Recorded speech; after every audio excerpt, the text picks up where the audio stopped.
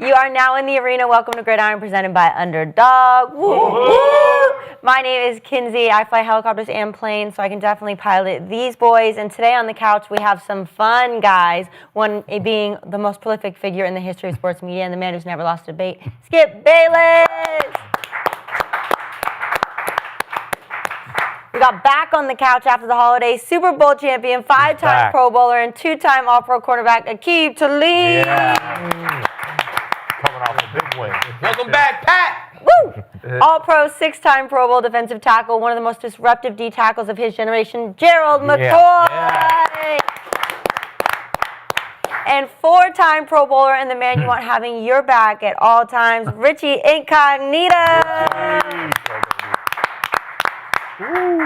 And we got to let you gloat because we all picked the Browns and you picked your 49ers. Who picked the Browns? Everybody on this couch. I was with you, Kinsey. You were not. I was with you, Kinsey. I was like, what are you? You guys are sipping the Shedeur Kool-Aid a little hard. Let's remember he's only had 2 games in the NFL. Congratulations, you beat Kevin Stefanski. Wow. Yeah. Hey, I wouldn't be sitting here gloating if you guys all were realistic on Friday. All right, congratulations. But I get it. We're excited about Shedeur, but I do just want to remind you guys that a lot of you guys are sleeping on the Niners. They sleep on the Niners, man. And we're going to talk a lot about that today. We do have a packed show, so let's get into it. Of course, we're going to talk about Shedeur Sanders. He had some really good moments, but he did, not take the win, so we're going to give him a letter grade later on the show. We have Lane Kiffin. This saga is a little crazy. He leaves Ole Miss right before playoffs to go to LSU. So we're going to get into that later. We have a huge upset yesterday. Panthers knocked off the Rams. Whoa. So what does that mean for the NFC playoff race? Because, the Niners did beat the Panthers. Anywho, as always, this episode is presented by Underdog. And if you are new to Underdog, today is the day. Get $100 in bonus entries when you play just $5. And we have a Drake May gimme pick with code GRID, win or lose. So Underdog is available in most states, including Florida, California, Texas. So go support the show, claim your bonus, and start playing today with code GRID. First, of course, we got to talk about you love wearing your Broncos gear, showing up, repping. It's Monday. It is Monday, and the Broncos be winning. Stressful night. You were stressed? I was stressed for you. I enjoyed the show. It was good. It was a good win. You got to be competitive sometimes, right, Skip? Yeah. Let's talk about that. Sometimes, right? Yeah. We got to talk about it because they squeaked by and barely beat the 3-8 Commanders. Right. So they also had their backup quarterback, Marcus Mariota, who they could not say his name right yesterday. Did you hear that? That was killing me. I was Mariota.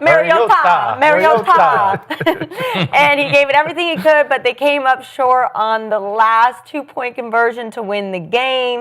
So Bo Nix and the Broncos seemed like they had multiple chances to put this to bed, and they just could not do it. So they were kind of struggling. So, Aqib, I need to know, how concerned are you that they could barely close out the 3-8 Commanders? That's crazy. You concerned? When the Bucks beat the Cardinals by 3, or when the Cowboys lose to the Cardinals, we do love to hate the Broncos. It show you that this is the National Football League, man. You know what I'm saying? Sometimes you got to get on the flight, drop 4.5 hours, Skip. You got to fly 4.5 hours. Defense a step slow, and Bo got to pick us up sometimes. You know what I'm saying, Skip? So it happens.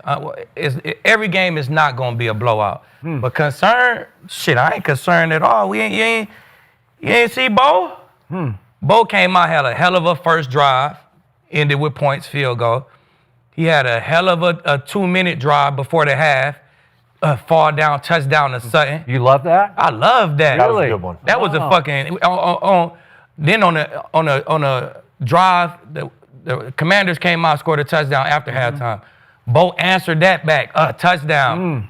3 third-down conversions. One with his legs, 2 pushing the ball downfield. Really? Man, this shit was Wait, you just overlooked the fourth quarter interception? Well, no, I seen the fourth quarter interception. It's a bad interception. But what'd he do? What'd he do to answer it? Okay. A fucking dog-ass driving overtime. You know what I'm saying? We let Ingram work the shit out the Hall of Famer. The shit out of him. Who's like 48 years old. Yeah, well, get your 48-year-old. He made him look 49. That's what he did. Work the shit out of him. Bo, touchdown, just like that. So if you throw a fourth quarter pick, you better come back in overtime and look like Bo did. You know what I'm saying? But concerned, I ain't concerned at all.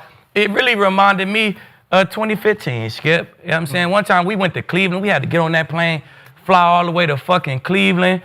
A sorry-ass 3-win team. We knew trash. We just knew we knew we was gonna beat their ass, right? They came out, played the A game, Skip, and we gave them 23 points. That was a lot for our defense.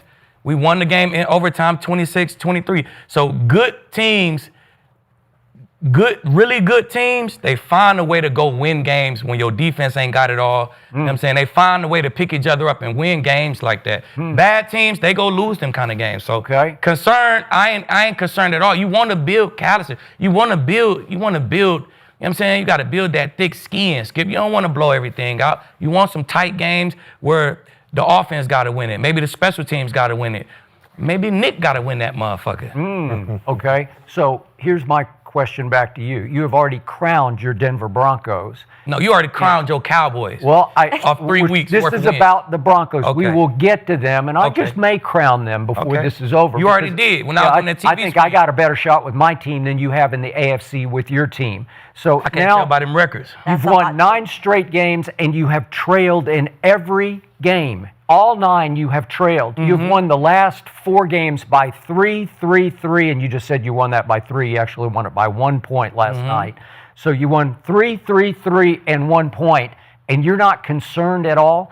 And your quarterback did throw an unclutch fourth quarter interception that was really awful. And the refs did everything in overtime to hand you this football game, and you couldn't take it because they missed the tripping penalty. That was a swing of 25 yards that would have put you in trouble right away. Then they call illegal motion, and he got it wasn't sacked. illegal motion, No, right? it was not illegal motion. So, and then there's the grounding call on Mariota is not grounding at all, as they pointed out correctly on NBC, right? And then Terry always wrong on Zach TV. Ertz, who's got really good proven hands, he fails to catch 2 balls in overtime that he just puts in his back pocket usually. And still, the backup quarterback for the Washington Commanders took you to the brink, and they roll up 419 yards to your 402 on your defense that's supposed to be a top 5 defense, and they've got 419 yards, and Mariota looked like John Elway to me. Every time I thought they're done, he steps up and makes another big 4th down throw against your shut-down, lockdown corner defense, and Riley Moss is getting mossed again and again, and you're committing penalties. You don't like it, Skip? Yeah, I mean, I just wasn't impressed. I'm like, what are you impressed by? All the way deep into You're impressed by overtime to a beat that team? 6-1 team. That's what's impressive to you. Okay, we're talking about the Broncos I'm just trying to put it in your perspective. But you can't defend You're not it. impressed by 9-3, but you're impressed by 6-1. You're hanging on the edge of the cliff, man. And if you let go a little bit, you're going to fall. I can't tell, Skip. I can't tell. We fucking Can somebody put the standards up here for Skip? We fucking number 1 in the division. Yeah, you are. All that. When the Chiefs won 12 one-score games, was they hanging on, or was they hanging on to a fucking Lombardi trophy? You are last year's Chiefs. You have turned into those. But the Super Bowl Chiefs, they were down 40.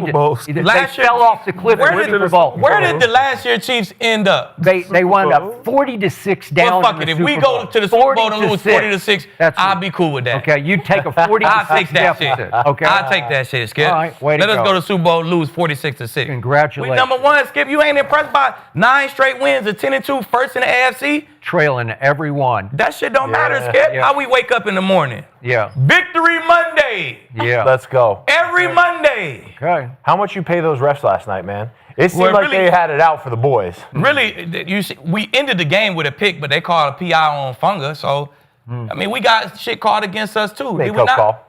Did we not? That was a game ender. But that tripping penalty, that was huge. That was like a 14-point swing right there. Like that one. It was. That was a huge. tripping penalty was a 14-point swing. There was no points to happen on that drive. But right after it did. I'm concerned. I'm just slightly concerned. I believe in the Broncos, but I think they're just trying to piss you who off. are you not concerned? Well, so Skip who are you not is right. concerned with up there? If you're concerned about us, are you concerned about the Patriots? Because they almost lost to the Bengals. I think with So this you're concerned question about marks them around too, right? I don't care about the Patriots. I'm just concerned. Are you concerned about the Jags? Those fourth quarter antics run out. Like you're trailing. You're in concerned every about game. the Ravens because they looking shitty right now. they're terrible. You know who you should be concerned about? Who are we not concerned about? You should be concerned about number 7 on that list. That's the team you can't beat. Just last week, Skip, you was talking about they was shitty and they have no identity. They can't stop the run. Richie shitted on his own team, the Bills? but we not concerned about the Bills. Like, who are we not concerned about? Only person I know who you not concerned about, the Cowboys. Thank you. I'm a little concerned. Like you said last year, like the Chiefs won all those close games down the stretch, and it felt like they were just scratching and clawing, and then they got to the playoffs, they got to the Super Bowl, and they ran out of gas. Last year, Denver was losing these games. They were losing tight games, losing by a couple points. And now we're winning them. I know. I'm nervous, though. I'm just a little nervous about Bo in the fourth quarter. He makes plays. Oh, he does. He worried about Bo in the fourth. He makes plays. But at some point, that last minute luck, that's going to run out. Like I want to see the boys come out. The defense is balling. They took a step back last night. Obviously, they were tired. They were on the field for a bunch of plays. Bonito comes up with that play at the end. I mean, you were this far away. Just this far away, a little tip From being 9-3. from having a Second in the AFC. really bad loss that can haunt them the rest of the season. Man, come on, man. Y'all Listen, they're playing well, but Y'all be tripping. What is because you your- Y'all, trip. when it comes to them You Broncos, trip. y'all feel a certain type of way. But I know, I get Richie, it. how did they take a step back? the defense. Yeah. They let Marcus Mariota, a backup quarterback, go up and down Is the this- field on is it them. The offense. Denver's offense sputtered out and gave them opportunities all second That's half fine. to score That's points. fine. But They taking sputtered a out step all back. second half. Hold on, Keith. But they turnover on down, taking a 3 and step out, back. turnover. Taking a step back is consistent behavior. It's a bad day at the office and they still won. So Right. how they what? Skip, how many take a yards? step back? 419. 19. How they taking a step back because they had a bad day at the office? To a 3-8 team who's been reeling. They don't. If they did that to Jaden Daniels, that's one thing. Okay, Jaden went out there and balled, but they were getting worn down towards the end of that game because they were out there for so long. But Washington was moving the ball on them. Offense was giving them some chances to go score. Have you points. played on bad teams before? Of course. Okay, I played on bad teams too. Where I was on a bad team and we played really good teams. And there's times where we played well all the way throughout the game and we found a way to lose. The good teams usually find a way to win. It's very few things that happen in the game that determines the game. Bo Nick's drive before the half, they put up points. Yep. His first drive in overtime, they put up points. Right. That throw across the middle where Singletary broke up their pass, that was a huge play on 3rd and 21. Had he caught that, they got a first down, they might get points on there. And then Bonito's tip pass, they found a way to win. And that's all that matters. So we talk about concern moving forward. Like you said, the Chiefs, they were 11-0 in 12. 12-0. 12-0. Yeah. 12-0. 12-0. In one-score games. And one of those one-score games was versus the Raiders. But what happened? They ran out of gas down the stretch. You can only squeak out so you many said they wins ran out. without Wait, the Get a luck. Super Bowl win from the Chiefs. You said I bet they you ran got out 5 down the stretch. one-score wins. Right. for in the sure. Super Bowl. But all I'm saying is there's a cause for Is your concern There's a them cause getting for to? concern. Is your concern them getting to the Super Bowl or winning it? My concern is an early playoff exit. My concern is they get a good team coming in there that has a great defense. Think of a Houston-type team, that defense. Oh, my anybody. fucking But think God. about a defense that can get after already Bo Nix, smacked the shit get out of after- Houston. But get after the passer, a defense that is suffocating. Well, name Then it's somebody on- we ain't beat. Don't then it's name a on- nigga Wait we a smacked second. already. You smacked the shit out did. of Houston. You beat them 18-15. It was Davis freaking Mills. And we Right. put their quarterback really? on the shelf for a 18 to month. 15? What? Right. We Right. smacked them already, Skip. Smacked them? Yeah.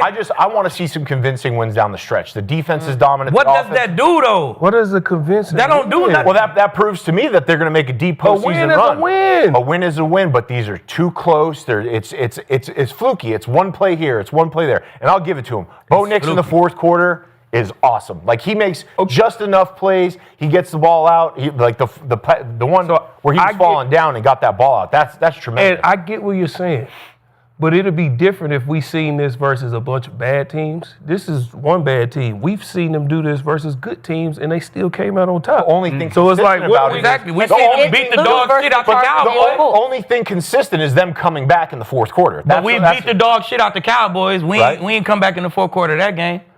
Okay. What other games you guys have blowouts? We got a couple Why does blowouts, it have you know to? what I'm It's saying? the National The Football Cowboys League. is one of them. Why does it need to be a blowout? Well, because you're the blew number out the one Bengals. seed, which I don't That's think. college and high school. I don't think they'll be the number That's one college seed. and high school stuff blowing people out. I don't think they'll be the number one seed, but I need to see some convincing wins down the stretch. I need to see them not coming from Why behind. do we I need need to to see see them blowouts? But it's always coming down.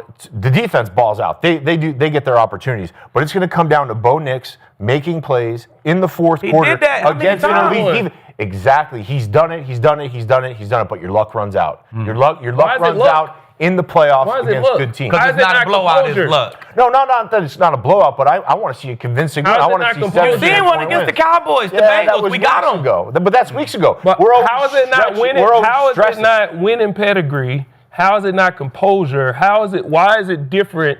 Why is it luck? That's what I'm Okay, asking. I got a luck for you. Okay. The last play of the game. Nick Bonito is obviously your most dangerous pass rusher. He's 6th in the league in sacks. Yep. Go look at it. He lines up uncontested, unblocked. They do not block Nick Bonito on the last play. It's 4-on-4, and for some reason he lines up a little wider, and nobody touches him. He gets a full head of steam at Mariota, who still hasn't played that much, and you just have to get the ball up because they line up Jeremy McNichol to his right, and he goes underneath across the formation, and nobody goes with him. So he's wide open in the left flat, and Mariota just has to just throw it up as high as he can and make sure he gets, because Nick gets a running leap at him, and Nick is 6'3" tall to start with, and he's very athletic.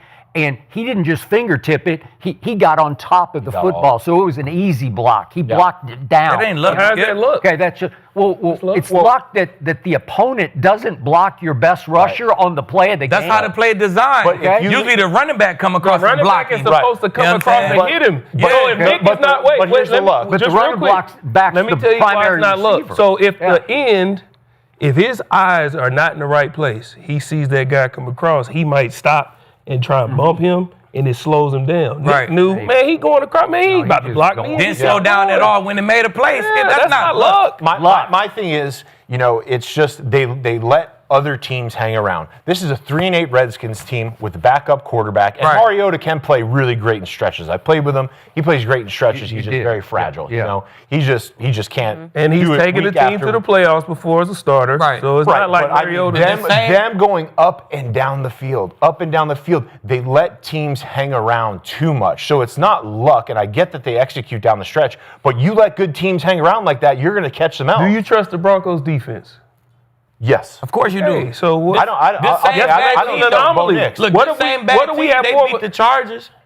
This same bad team, they was beating the dog shit out the Bears. The Bears had to come back, beat them at one point. That's a 9-win team. The Chargers are 8-win team. Like, you feel me? I feel you. They but it's just- played good football against other good teams. right. Yeah. But So- it doesn't concern you that they let teams hang around and then kind of. Kinsey, can we look up a Chiefs Super Bowl year? How many one-score wins did they win the year they won the Super Bowl? So when they I beat- bet when you the right Chiefs- now, Skip, it's 5+. when the Chiefs beat the 49ers in the Super Bowl, did they have to come back? Yes.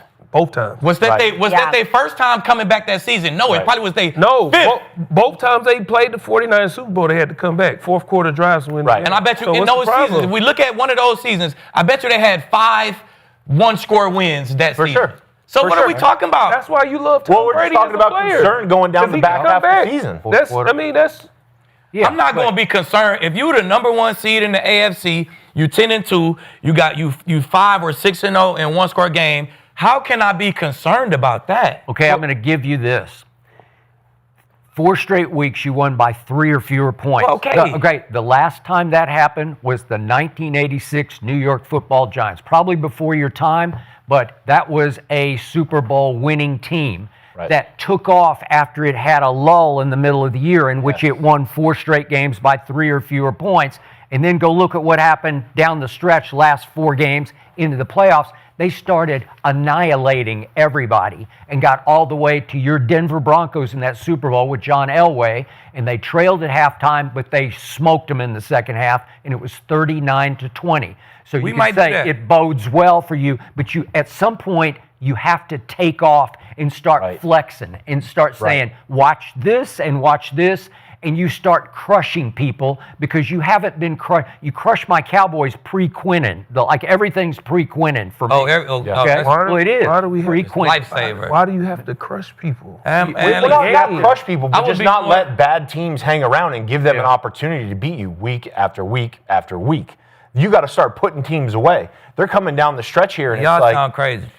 We're Listen, concerned there's about a a 10-2 Yeah, number one just seed. real quick before best we defense move on, in the can league. we So put the standings back up? you two have the Broncos winning the Super Bowl, hands down, bar none. Right I don't now. have them win the Super Bowl. Who do you have? But I'm not concerned about them. You're not concerned Right. at all. No. You're not. You guys. I know. But- I know. okay, I let's- know wait, you're wait, not wait. going to All be right, well, tell concerned. Rich, but just for real you to quick. say you're not I want you to- concerned. I want No, Skip Richie, and real Richie. quick. Okay, Let's see so it. the Patriots quarterback is Drake May. He's done what in the playoffs? His left tackle's Nothing. gone. I'm concerned about that. Let's just go down what the concern is. You said they're going to have to put up Patriots points. are playing better team football. But they Listen left to what I'm tackle is saying. gone. I'm concerned. Rich, hold on. I got a question. Okay. The Patriots, their quarterback is Drake May. What has he done in the playoffs? He's- Nothing. Okay. What about Trevor Lawrence? What's he done in the playoffs? I don't believe in the Jaguars. Okay. I don't believe it. I'm what very concerned about what them. about Baltimore? He ain't did nothing either. Defense is playing well. Offense. He is did in the- nothing in the playoffs either. What I'm about concerned them. what about the Chargers? I have zero. He belief just in broke them. his Okay. wrist. He just got Yeah. surgery. Okay. I'm very concerned about very them. concerned about Okay, and the Colts, I've been telling y'all they not a force. What about He got a broken leg. Their quarterback got a broken leg. I'm very concerned Okay, about them. and you trust I'll the- take the Colts and you trust on the their Bills? best over the Broncos at their On their best. You would but take they're not on their best. Danny John's leg is broken. You would take man. Danny Jones with a broke leg. Yep. All right, well, yeah, that's I'll take Jonathan Taylor. that's speaking. Okay, Jonathan we Taylor see. got Wait. trouble last I week. told you weeks ago, if you slow down Jonathan Taylor, what happens to this team? We've seen it. They won lose. in 3. They played Houston yesterday, What and does they that still mean? fared pretty well. They made some big plays. They lost. Shut down. Exactly. They but played you're- the Chiefs. They lost. They lost. 'Cause Okay. You slow down JT from getting all these yards, the whole thing changes, and his leg is broke. Right. Like, wait, so who are you concerned about? And the Bills got Superman. If he plays What are like you Superman, concerned they win. about? If he don't, they the lose. biggest Right. threat I'm up there. concerned about them too. The That defense biggest sucks. threat up there Yeah, what if he is plays number like 8 in the Superman? defense. What if both play like No. Superman? I'll What- say wait, What if our Patriots, defense had a Colts. game? What happened to your Bills. team last year against Josh Allen when it mattered in the That playoffs? was that was pre number one defense. Oh. All right, just like pre Quinn. pretty much the same defense. Well, that was pretty pre much the same defense. camaraderie Richie. defense. Now we got some camaraderie. I'm not the hating on the biggest Broncos. threat to I'm them just saying is Y'all the are hating Texans on the defense. Broncos. That's not it. even the Texans. No. No, the defense. That's it. defense, yeah, Forget that's- the teams. that's the Achilles The heel of biggest threat everybody in right the now. so we AFC worried is about their everybody defense. in the AFC. I'm not hating on Denver. I'm just saying I have some concerns. All right, so are you I'm concerned about feeling a little everybody in the hate AFC? I think Patriots are playing good team ball. Jaguars, I can't take serious. Ravens, they're up and down. They're fighting. So you They don't- concerned about them? I'm concerned. You're not Chargers- concerned that the Patriots left tackle got a high ankle and he's down? Oh, for sure. That's a All huge right, that's loss. huge, That's a right? So huge you loss. got to be concerned about And you them. got a quarterback So who that's else- never who been are you there. I have a lot of concerned about? concerns. I have a lot of All right, concerns. well, as long as we concerned about everybody in the AFC, All right. Skip, I'm cool. Yeah, for I can sure. handle I that. don't even know why we arguing. Each one of these teams has their warts, right? Right. But I just think, you're coming down in the fourth quarter. You're giving teams an opportunity to win. Mariota and the Commanders last night, that was a great effort. Like, that was awesome to see. They And played they're- a great game. They're this far away from Of getting all the the win. teams you could- And our can't- defense was this Real far away quick, but you from can't- having 5 sacks, from having an interception Right. in the game. Like, we were just Well, a that step was slow. pass interference. Yeah. I mean, All right. Yeah, he was one step away. All right, we You gotta can't move let on. good teams hang around in the playoffs. We got to move on, but I do have your back lead because I looked it up. So when the Chiefs won the Super Bowl in 23, they had 9 one-score games. The Eagles last year, 9 one-score games. Was we concerned about them? It's hard to beat down teams in the Good NFL. teams. It's hard. Super Bowl winning teams You're going to have find a way close to win games. those. You're going to games. have, and the chat is 50-50 if they're concerned about are the you Broncos or not. guaranteeing a Super Bowl victory? I ain't guaranteeing shit. Oh, come on. Oh, I ain't gotta guaranteeing shit. something, How much I bet on that motherfucker? You would think I guaranteed it. really? Okay, so who are you going to guarantee that's winning the Super Bowl? We just went through the list. I There ain't can't- no I- guarantee. if it's not There's Denver, There's no I can't guarantee. Ain't no It's guarantee. just the People NFL. get hurt. When the Super Bowl, Right, when the right, playoffs right. start, I'm dropping bags on the Broncos weekly. Put it like that. I'm dropping sacks on their ass weekly. You know what I'm saying? So, hey, call it what you want. Guarantee. You feel me? Call it whatever you want. I'm dropping that sack on them, though. Okay, you better not drop a sack on the Josh Allen game if you run into those guys. Man, I'm for sure dropping a sack on that defense. Are you? Okay. All right, guys, let's move on. I do want to talk about the Commanders a little bit because there was one catch that I want to put on the screen because Burks, that one-handed catch was insane. It was Odell Beckham Jr., and he even gave some love. You guys remember that catch? I want to see, though, we have Puka's catch versus his catch. I kind of want to compare those two because we can ask the boys. whose catch was better. Here's Burks. Oh, my God. Dang, for the touchdown. Could nobody stop that, though? I don't give a fuck. Hey, Woo! name a corner. He can't stop it. Nah. Name corner can stop. That's perfect coverage. Man, motherfucker, Megatron did me like that one time. Is that Riley Moss? Yeah, that's Riley Moss. Moss gets Moss. Hey, And then we got Puka's This here. catch was wild. Crazy. That's another this good kid corner, another is good so defense. athletic. That's nuts. the offhand one. In bad weather, too. Reels it in. That could have been a pick. That's crazy. That could have been a pick. So, Gerald, I need to know. Puka. Who's Puka's? No. Hand angle. He had to turn his hand this way, right? Hand angle. Yeah. It got hit. Yeah. So he bobbled it and he had to bring it in.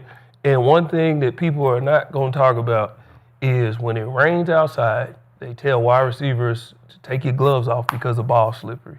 He had gloves on and still was able to hold on to the ball. So that means he really caught that ball. I'm going with Puka on this one. I'm riding with Puka, too. That's a contested crazy one-handed catch in the rain. Big moment in the game. I like that. Traylon Burks, that was a sick catch, but I mean that's the only catch the guy's had his entire career that made sense. That's what make it even better. I know. But then I saw Skip's tweet. did. Like, hey, there's a Traylon Burks that we thought we He were turned getting. back into the boss. And then he went back into the pumpkin. Yeah, he was did. just, Okay. I gotta go with Burks. It was a cleaner catch. Like Puka had the bobble. Yeah. Get it. His shit was palm, touchdown. It was a touchdown. Puka shit was a first down. And then his shit was on prime time. Everybody was watching that shit. Yeah. Half the world was watching Puka shit. Yeah. So I mean, it's a prime time catch. It's a touchdown, and it was just clean. Like you could put that on a video game. Like Puka shit be I the care ball would be watch like falling off his arm on the video game. But here's the thing, Puka deserves a cover video game. Traylon Yeah, Burks. I'm not saying Puka and Traylon Burks, that's not close. And Puka had But a it hell was of a for a catch. touchdown. Watch it though, But kind just the one catch, if we rating that one catch, come on, man. That was the coverage probably was better by Riley than it was by Mike Jackson. You know what I'm saying? That shit was Man, second to catching none. the football like this, Okay. opposed to like this. But it was a bobbly catch though. He yeah, picked it up because he got against- hit. I know. That's Because he got hit. The but I defender also was that right could have there. been And it was in the picked. If you rain. go palm some shit, And it was palm in the it falling rain. back straight, no bobble, no nothing. Like, If come you on wore now. them gloves, you know that water They got all gonna kind of be sticky slippery shit and all that. water resistant shit. Nah, They they take tell your gloves people off take no your more. gloves Stick off. 'em They off. They don't do that shit no more. They tell take your They gloves tell off, you, here, man. spray this on your glove. man. I'm with Aqib on this one. It's Sure. Burks, and I'll tell you why. You guys did not bring up the fact that Mike Jackson, the Carolina corner on that play, he gives Puka an assist because he hits the ball underneath and accidentally holds it up for a second so that he can regrip underneath to catch it, because he's not going to be able to palm it and turn it under without help from the DB. If you show it again, you'll just see that Mike Jackson's got his hand underneath the ball, so he gets a little bit of help on it. It was a great catch, great catch. was. But still, Clean. Look how clean that was, the though. Burks one Nuts. is Look, palm. unbelievable. Straight to the. Oh, come on, fam. It don't get no cleaner than that. Yeah, Like, shit. it Look at was- the defense, bro. Yeah, it wasn't Odell's, because Odell's went completely behind his head, and it was from 50 yards, and this is from 10 yards. And Odell's was a touchdown, was and a it was touchdown. prime time as well. And he got interfered with on the play Right. too. See, Ooh. Mike Jackson gets his hand on the ball and keeps it alive. That's some nasty athletes. Look, right there. He kind of like, He held could up. break it. That's why I thought it was more impressive, because he could have broke it up and Puka just snatched that thing. It just wasn't clean enough for me. If he would have went backhand, caught it under. clean, then I might have gave it to him. All right, the arena's kind of split on what was a better catch. Also, Brock Bowers had a pretty crazy He did. catch. That one one was was sick. nuts. Yeah. But I do want to talk about the Steelers a little bit, because the Steelers you were riding with in the beginning of the season, but they're kind of in shambles now. So they had a really awful game against the Bills yesterday, and even Mike Tomlin thinks so. Let's listen. You know, not a lot needs to be said, man. That's an awful performance by us, but it's us. We didn't do a lot well tonight, obviously. We didn't possess the ball or maintain ball security on offense. We were highly penalized. We allowed those guys to run the ball. Didn't play 60 minutes of action, didn't play complimentary football. And so we got to absorb that result. Dang. And it was a bad loss, but the drama didn't end there because, of course, Aaron Rodgers has to be Aaron Rodgers. And he had some things to say about his teammates, and he loves to publicly criticize them. So let's see what Aaron Rodgers had to say. I believe in the coaching staff. I believe in Mike Tomlin. That's why I came here. And players need to take accountability, myself included, and I will. Do it myself. Play better. But there's 11 stars on offense, 11 on defense, plus with the personnel improvements that we run. We're going to have a Monday and Saturday that we can be really proud of, our best Monday and Saturday. Go out and play our best game and take control of the division. So the Steelers are now 6-6, and the division is kind of wide open. So a lot's on the line. Aqib, how do you think Aaron Rodgers' teammates will respond to this criticism? Shit, they should accept it. If anybody can criticize somebody, it's A-Rod. He the leader of the team. He the quarterback. Shit, he also said if we have meetings, guys need to pull up to the meeting so they can know what route to run. He also said that he need to play better. He also said that it's a throw to Roman Wilson that I got to make. So it ain't like he just shitted on everybody else. He said what he need to do better. He said what the team need to do better. And I don't see nothing wrong with that at all. You know what I'm saying? He's the quarterback. He the leader. They should take heed to what he's saying and lock in. They still can do something in the NFC North. So if they real pros, then shit, they'll lock in, bro. He calling the team out as he should. If we a 6-6 team, somebody needed, with this kind of roster, somebody need to say something. You know what I'm saying? Yeah. Somebody need to say something. So I like it, bro. It is what it is. I like it. If I was A-Rod, I'd dap him up in the locker room and say, shit, I'm going to do my part, bro. I got you on this defensive side. I don't see what he did wrong. I watched the whole interview. I watched the whole. It was 13 minutes long. He started by saying, I need to be better. That's it. I'm not impressed with my performance. My performance wasn't good enough. I have to be better. They tried to bait him multiple times. Yeah. They asked him about the coaches. He said, I know what y'all trying to do. I like what our coaches are doing. I agree with our coaches. He protected the coaches. Then the lady tried to say, what about the accountability? Is it too late in the season for they still to be having these issues? And he said, who said it was an issue? I said, we need to hold ourselves accountable. I'm holding myself accountable. That's why I'm saying this. Then he said, TJ, I'm sure he was in here before. He's holding himself accountable. That's reality of the team is if we're going to fix this, we have to hold ourselves accountable. I don't know what people are expecting him to do. He said, Jauan Smith, I made a check to an inside route. He ran an outside route. And he said, I'm sure Jauan Smith is beating himself up right now, but he's a pro, and I know he's going to get it right. What the heck do y'all want A-Rod to do? This is why y'all brought him here, for his leadership and somebody who's going to step up and say something. Exactly. Yeah. So, shoot, I don't, what do you, they better respond. Skip think he should just be quiet. Is it my turn? You want to go, Richie? I mean, I don't mind him calling out guys. You know, it's Aaron Rodgers' MO right now. I think he's getting, the older he gets and the longer he plays in the league and the more darkness retreat he does, he gets more spicy out there. I mean, I get calling out the guys in the media, pull up to the film sessions, buy in, you know, trying to get some accountability. But Rodgers on the field is just pointing fingers at everybody, yelling at offensive linemen, yelling at receivers, doing this. The Pittsburgh Steelers are what the Pittsburgh Steelers are. They have little to no offense. They have a hard time sustaining drives. They can get Gainwell going and get DK going a little bit, but I don't trust the offense. Defense can't stop a cold. I mean, they can't stop a run. They've been getting gashed and gashed and gashed. It's a front-running defense. They want to get a lead, which they can't do with their offense, and they want to pass rush. That's all they want to do. So I think A-Rod's getting spicy here at the end. I think there's a lot of frustration, but I think, you know, it's starting to kind of get into the negative territory where he's out on the field calling everybody out. Now he's calling out people in the media. I think it's a wrap.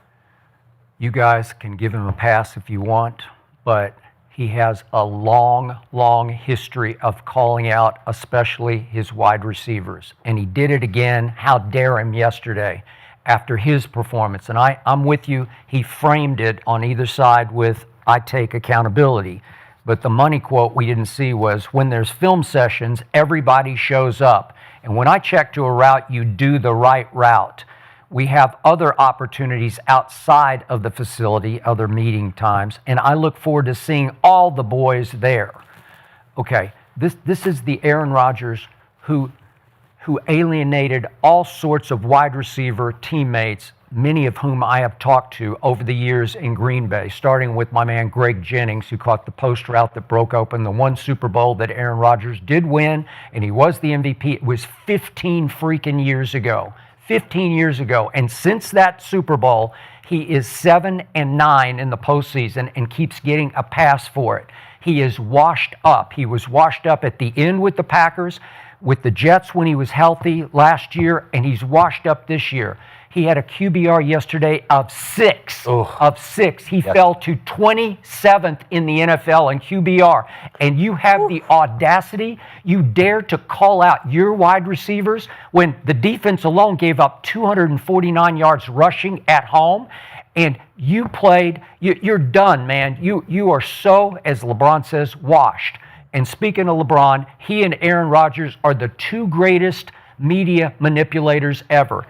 Aaron Rodgers is a finger-pointing, blame-deflecting diva of the highest order, and he did it again yesterday. He did it even off this. He's trying to say, yeah, I'll take accountability, but look at those, look at that. What's the headline on ESPN.com as we speak? The number one story is Aaron Rodgers calls out wide receivers, okay? Wide receivers. If I'm one of those wide receivers, I say, screw you, brother. I don't want to play for you. I don't want to play with you. And that's what happened to him at the end in Green Bay. They didn't want to deal with him because he's vintage Aaron on the field. It's always throwing up his hands like, what are you doing? What are you doing? What are you doing? What are you doing? What are you doing? Oh, it's never his fault. I'm sorry. I'm not going to give him a pass for this. And he is at the epitome. He is the reason this team is crumbling right before your very eyes, that he's not a leader. He's not Aaron bleeping Rodgers anymore. And you say, look at the roster. No, you have to start with the quarterback. And I'm not going to blame Mike Tomlin for this because he hadn't been able to replace Ben Roethlisberger since Ben Roethlisberger. And they tried to take a budget shot. This was a cheap shot with Aaron Rodgers because they didn't pay him very much money. And you get what you pay for. And that's where they are. And they are an absolute wreck. They got no shot from here on. If Aaron's your quarterback, you got no shot. And I don't think he gained any favor in that locker room from saying this. Right. So you give him no shot. No shot. So what do we call it when Baker did that with the Bucks last week or 2 weeks ago? But they're playing at a high level. So it makes it different? It does. Are they playing at a high level? Well, they were, and then they fell off. Because they wasn't playing at a high level. Right, but they were prior to practice that. during the week. How we've been practicing ain't it. Guys need to do this, and this. Right. Cool, same Baker thing. do What's it. the difference? Okay, but Baker Mayfield is the reason they are who they are. Yes. He had 4 walk-off throws to win the first 4 So games. you got to. So you the gotta leader, you have to be a certain level. Yeah, so you gotta can't back just it up. be a leader and say this is what we're doing wrong, including me. But Baker didn't say my wide receivers are late and they're not showing up to meet. He might as well say. And Baker's not out there, pointing at the offensive lineman, pointing at the receivers, then calling them out after like the the game. pointing. Baker was a little more constructive criticism, like, hey, we got to have better practices. Our heads got a little too there's big. a famous soundbite of Peyton Manning yelling at the offensive line, telling them to block. Yeah. I played with Peyton. Peyton stay on everybody. Tom Brady, there's videos Tom of him stay on everybody. slamming stuff Tom on the and Peyton are sideline way and different slamming than Aaron helmet. Like, Rodgers what's at the this point in difference? his career. Tom and Peyton are getting after the offensive line. They're going to the playoffs. They're making going to deep Super postseason Bowl. runs. They're going Yeah. to Super Bowl. Yeah. Right. Aaron Rodgers is washed. Tom He looks like a bum, and now Peyton he's got calling two everybody rings. out. Peyton got two, he got one. But when he was in his prime and he was doing it, they were going to playoffs. He was Well, winning then MVPs. then I can tolerate that. If you're having some success and Bro. we So that's like saying, Richie, when y'all was fucking trash, you can't call out your line or you can't say nothing because No, y'all I just trash. say you're coming from a completely different spot. Well, y'all team was trash. Aaron Rodgers If your has been ass O-line was was all playing year. bad, you got on their ass, But right? Aaron Rodgers has been ass since he left Green Bay. He hasn't done shit with the Jets. Okay. Everybody, he's the best thrower of the football in a generation. I He's got a a ton of quarterback, respect. man. He's a great quarterback, but he doesn't have it anymore. And then when you're having those meltdowns on the field and calling people Then out y'all- week y'all- after week. So and if he throw it past and he say, God damn, y'all automatically, look, he pointing at he could be talking about his fucking self. Right. No, He could be because- talking about himself. But that's what It's always, he's doing. you know, He's pointing right at guys. Yeah. He's All right. calling guys So- out like so question. you. On the Roman Wilson throw, he did something, but he was talking about his damn self. So Right. he just said, he said in the interview, I looked at Janu and I said, I checked to an inside route. He ran an outside route. And I threw to where I checked to and he wasn't there. Yep. So if I look at him and say, what's wrong with that? Yeah. Well, Mariota. If I call a game, Mariota last night, your he route. checked to something out on the outside. They had a Well, who gives a miscommunication. fuck about Mariota? He ain't got no playoffs, no chips, no nuts, so he can't say shit, right? But in the heat of the moment, he's not out there like, oh you, oh Well, this maybe guy, he need to oh be. this guy. Yeah. Maybe he'd be 7-9 in the playoffs with a championship if he was like that. I don't. Maybe he would be. Like, bro, y'all want him to be bite the tongue. It's okay. That ain't how you fucking win in the league. We That all ain't how pros. you win, fam. We all Somebody got to pros. take He's too. When he- was the last time he won? 15 years ago. Yeah, Exactly. 15 years ago. When was the last time Mariota won? Just He been at least never. 15 years. He doesn't ain't belong won in this shit. conversation. Yeah, he doesn't belong in the conversation. But I'm just saying, like, same instance last night. They fucked up on the outside. Mariota's not out there pointing people out. Rodgers is out there calling people out on the field, calling people in the media. He is the biggest diva ever. He's kind of like, What's his playoff record? look at me, look at me, look at me, and then he gets all the attention. He's like, look away. No. Respect my privacy. And he's like, he plays this thing, right? And we keep saying he's the best ever, he's the best ever, he's the best. He needs to retire. He doesn't have it. He can't cook no more. 12 and 10.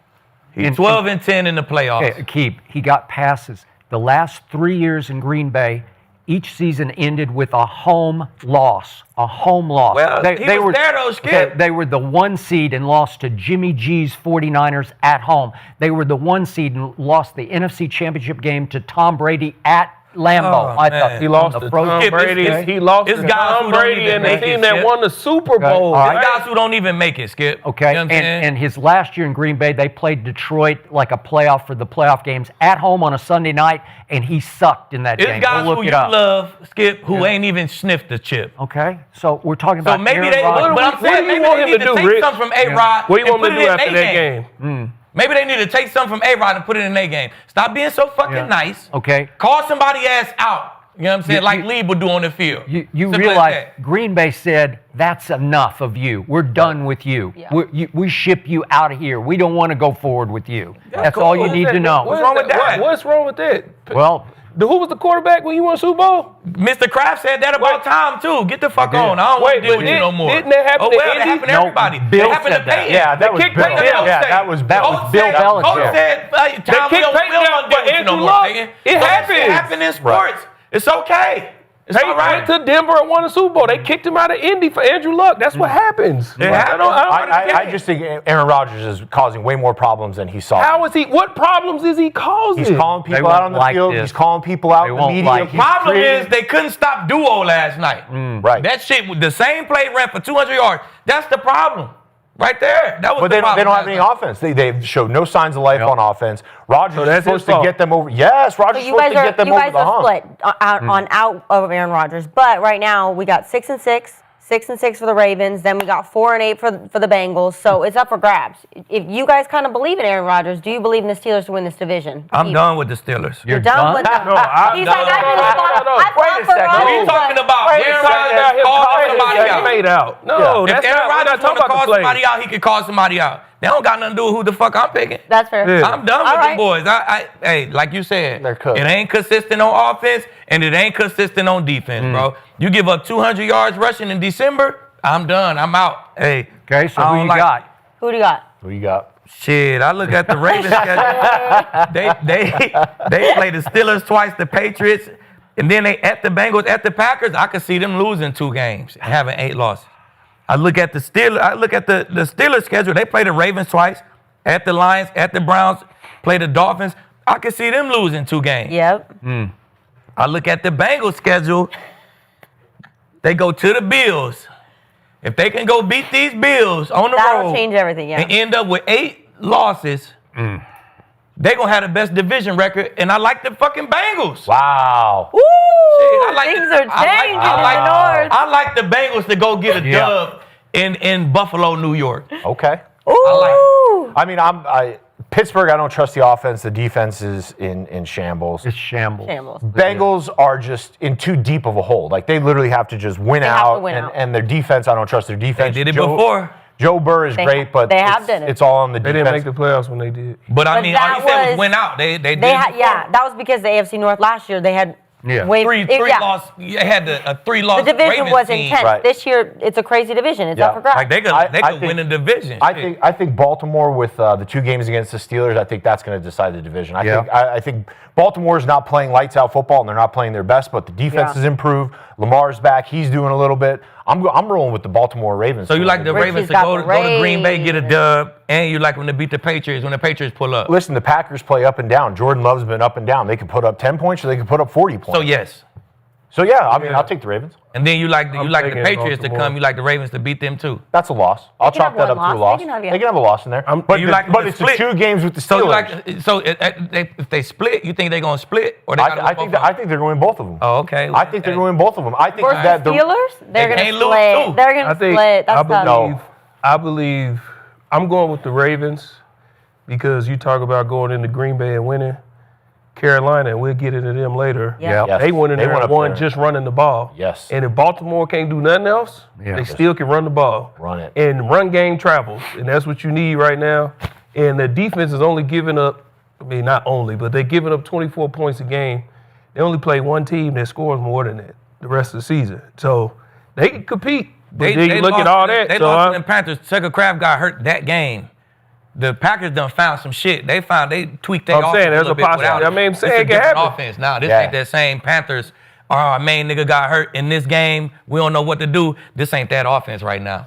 I don't trust the offense. I mean, they're great. They're a really good team. The defense is balling. But I just don't trust the offense. They play down to the level of their opponents.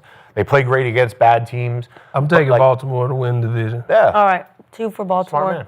Quick thought on Pittsburgh. To your point, I look at the defense and all the names on that defense. I look at that's why I was T.J. in. Watt Supposed and to be great. Jalen Ramsey and that defensive front, and I'm like, how? Yeah. How? What are you doing, man? yeah. That's why I was on board, Skip. Okay, I got it. Here's the point. To your point, this coming Sunday, we got 2 big games coming up. We got a Thursday night Dallas at Detroit. And that's going to be a season maker or breaker for the Dallas both. Cowboys. Each team. For each team. Then we got the Cincinnati Bengals, Joe Burrow going to Josh Allen. It's going to be a season maker or breaker for the Cincinnati Bengals. They are 5.5-point underdogs. I believe they will win that game just because of Joe Burrow. And I think it'll be a shootout, and it'll be maybe the game of the year to watch on Spectator Sport. And I just think the Bengals are going to win out. And if they win out, Baltimore, I still like them, but I don't love them. And they haven't shown me over their, what have they won, 5 in a row. But I haven't sat back and said, oh, look at that, man. They're completely back. I like what they did at Minnesota, but it was against JJ, and now you look at JJ and you say, man, I just don't know. And with Cincinnati, they just came back to life. They went to Baltimore on Thanksgiving night and won 32-14. It was like a wow game where you just say, look, he transformed them back And into he the wasn't Bengals. even in full step. He Like, wasn't. that was just He wasn't. part He of didn't Burrow. play great. He Yeah. played very well. But I just think they're going to win out and win the division like going away. If they can beat Buffalo, it's going to be hard to stop them. I think up in Buffalo they're going to see a heavy dose of will. James Cook, They're- and they got to shut They him gotta down. stop They that. got to stop him. Well, okay, so James Cincinnati, Cook's they got hope, right? They got Joe back. They got some swag. Baltimore's got Lamar back. Defense playing better. Now we have the Steelers, who are rotting, stinking, dead They are. carcass. You got Yep. everybody pointing fingers. You got Yep. A-Rod stirring things up in the Yep. media, and that's just why I don't like that for their situation. They're 6-6. They could make a move, but they just can't move the ball. Yeah. The Ravens see Drake May, Burrow, Love, A-Rod twice.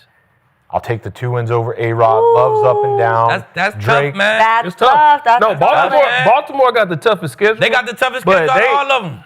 But They probably the best team out of all of them. I just Right, trust. they I have a trust. higher ceiling. I trust them to have enough to win, opposed to Cincinnati. Joe Right. Burrow, what he did different because they was putting up points. He was putting up 30. He didn't turn the ball over. That defense just gave the Turn the Ravens ball over. 14. Yeah, he didn't turn the ball over. But do you trust that to be Well, consistent? Man, look, I just seen this defense, right? They gave Lamar 14. Shit, they just got at the Patriots. If Flacco don't If Flacco throw the didn't turn dumbass that ball check over, they down would've won that to game. the crib, they might beat the Patriots. So I see this defense Yeah. is not just trash. They even flipped the switch. They playing a lot better. Right. You know what I'm saying? So This ain't the bottom rank. Cincinnati's hopes and dreams die in Buffalo. Hey, if they lose to Buffalo, it's over. Yeah, So majority agreed. of the chat is riding with the Ravens, but then right below it, they got the Bengals, and everybody's out on the Steelers. Done with Steelers are in shambles. Your defense got to start playing better, bro. I'm telling you, man. You talking about what on us is a shit performance. Like, you can't be talking like that in December, bro. Right. Give up 200-plus yards rushing in December? Like, nah, bro. Gerald, isn't that an impressive front? You got Cam Hayward, you got Keanu Bent, you got TJ Watt, You know what? You know the X factor. But look at the backups. You got Herbig and Sawyer coming off the backup. I know. You know the Like, X turn the fuck factor. on. When I watch that line, you know the X factor is Derek Harmon, the rookie. Yeah.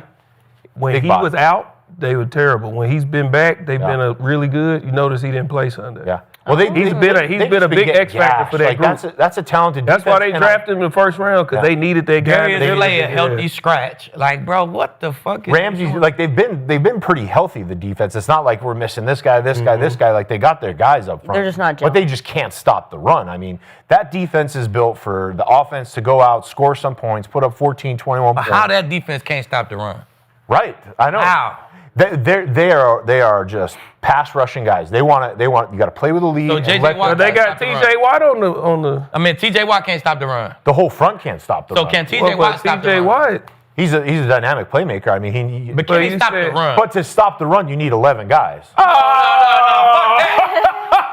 that. When they come to first, hold on. we need 11 guys. Weren't we just saying that they can't stop the run, and now we're Yeah, we did. But we going back to I want to ask, when we were man.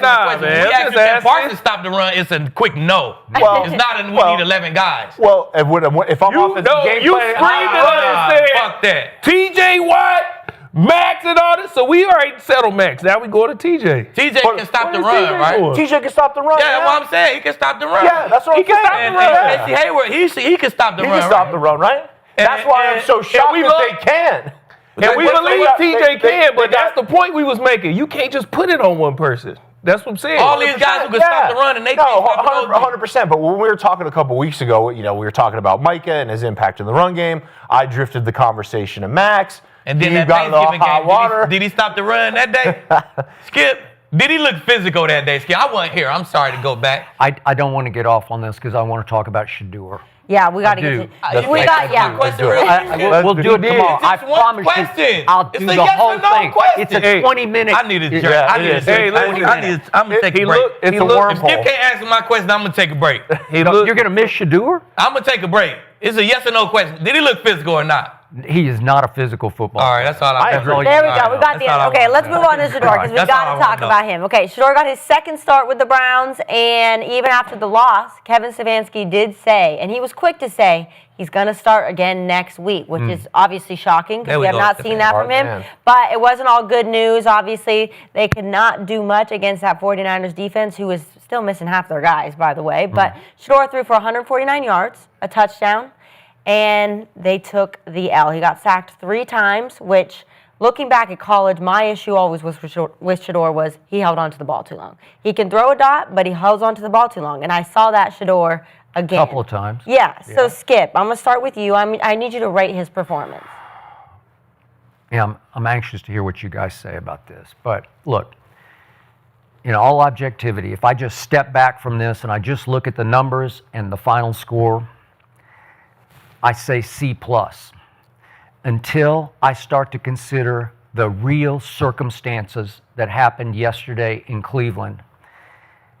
And that includes Kevin Stefanski's game plan and his X factor and what I still consider his sabotage. When I take all that into account, I will up Shedeur's grade to a B for yesterday because he's fighting against it, because I keep wondering, I screamed about this last night in a video, when is Stefanski going to take the training wheels off Shedeur? When is Kevin Stefanski going to take the handcuffs off the kid? When is he going to let Shedeur be Shedeur and do Shedeur things when it's time to do Shedeur things? Because this was a close football game for most of 3 quarters. And for most of 3 quarters, all Shedeur mostly got to do was this. this. It's the most predictable run game I have ever seen. There's nothing clever about it. There's nothing creative. There's nothing Kyle Shanahan about any of it. Nope. It's this. It's arms extended. Here's the football. Quinn, here, I give it to you. I give it to you, Dylan Sampson. I give it to you up the middle. And it wore me out, and I think it wore Shedeur out because we saw him in the second quarter make one really big-time throw. He stepped up to his left, and he got Harold Fannin Jr. open deep against the zone, and he took a little off it because it was with the wind. And for the record, the winds are gusting to 50 miles an hour. So it's a really, really difficult day to throw the football. I get it. And for the record, he immediately lost his center, Shedeur did. So he's got backup center, backup right guard, backup right tackle. But no excuse there because still you got to let Shedeur do Shedeur things. And he said after the game, he hinted at, you have to let me do it in the flow because I have to be able to start gauging the wind. And he had an early ball to Judy on the first series that Judy broke open deep. And Shedeur just ripped it. It's straight into what could have been 30, 40 mile an hour gusts. He ripped it. And if you question his arm strength, just go look at this throw because he overthrew him by 5 yards. Straight into the wind. He threw a flat out rocket. He's got serious arm strength that he calls on when he needs it. And he showed you touch with the wind to Harold Fannin for the touchdown that put them ahead 8-7. But now we look at the fourth down plays. There's the early 4th and 1. When you can take control of the game, you can actually assert yourself. You got it 4th and 1 at your 20-yard line. And what do? They do a straight here. A dive. A dive, handoff. And Judkins gets blown up for a yard loss. And I'm saying, listen, trust me on this. Shedeur can move. I'm not saying he's his daddy because his daddy had wheels like we've never seen before. Shedeur is way more mobile than they are giving him credit for because he can run. Go back and look at the Colorado tape. He ran quarterback draws and read options and all sorts of tricky plays on 4th and 1s where you let him keep it because he will compete. He's athletic. He will make if you let him make the play. So then we get to another 4th and 1 in the third quarter when it's still a 10-8 game. And it's 4th and 1 at their 33-yard line. And Stefanski, to his credit, goes for it. I'm fine with that. But what does he do? He makes Shedeur leave center, can't play quarterback anymore, and Harold Fannin Jr. lines up under center to take a snap he never takes, and he loses the handle on the football, and they lose the ball. They were going to be stopped anyway. But look at what you've done. You have given San Francisco the ball, and this is not Shedeur's fault, at Cleveland's 16, 18, and 32-yard line. What do you think is going to happen with the Kyle Shanahan, Brock Purdy offense? You're going to cash, and you cashed every one of those. Yep. Well, I'm sorry. Then there was the fumble punt early in the fourth quarter by the kid Larvadan, who's, I don't know what he's doing. He's undrafted out of South Carolina, and he just hands them the game breaker that makes it 23-8. Okay, so Shedeur's hanging in. And I give you, there are a couple times he held the ball too long. He's just trying to make a play. And especially, there was one, he cost them 3 points on a field goal where they were in field goal range, and he just kept dropping back, and he did too much of that. And it was interesting to me that they said last night on the NBC telecast that Sean Payton was saying when quarterbacks in college take sacks because they hold the ball, that you can't break them of that habit. But Bo Nix never had that habit in college. That was his point. Okay, so maybe it's going to be hard to break Shedeur of that habit. But he wants to make a big play. I'm just He got telling sacked you. 3 times. Hey, he got sacked 3 times. It wasn't. He had two bad one ones. of them was when it's 23-8. I He's trying to agree. do something on 4th down. I come on now, what, understand. you want to throw it away? Okay, but this whole thing 4th and still, 19. It just, like Shedeur said after the game, just let me do it more in the flow. I just need to do more what I do. He needed to have some pass plays mixed in for the first 3 quarters where you could find the rhythm of the wind. What's it feel like? How do I take this much off, or do I have to really press on this one to get the ball to cut through the wind? And he just didn't have, they didn't really start opening the offense up until it was 23-8. Well, what do you think is going to happen against a Robert Saleh defense in 50-mile-an-hour winds? It just feels sabotaging to me because it's just clear. Kevin Stefanski doesn't want him to succeed because he didn't want him in the first place. He's doing this through gritted teeth, and he only committed to Shedeur for next week against Tennessee, a game they surely can win at home against Cam Ward, who obviously went first overall. Yeah. He's only doing this because Jimmy Haslam, the owner, has ordered, this is it. Shedeur's going to finish out the season. So, I'm going to give him a B for circumstances that I just need to see him do more of what he can really, really do. Yeah. I'm going to give him a C. I was looking at that game yesterday, and you hit the nail on the head. Stefanski has the training wheels on Shedeur. It's handoff, handoff, handoff, handoff, make one pass, handoff, handoff, field goal, handoff, handoff, punt.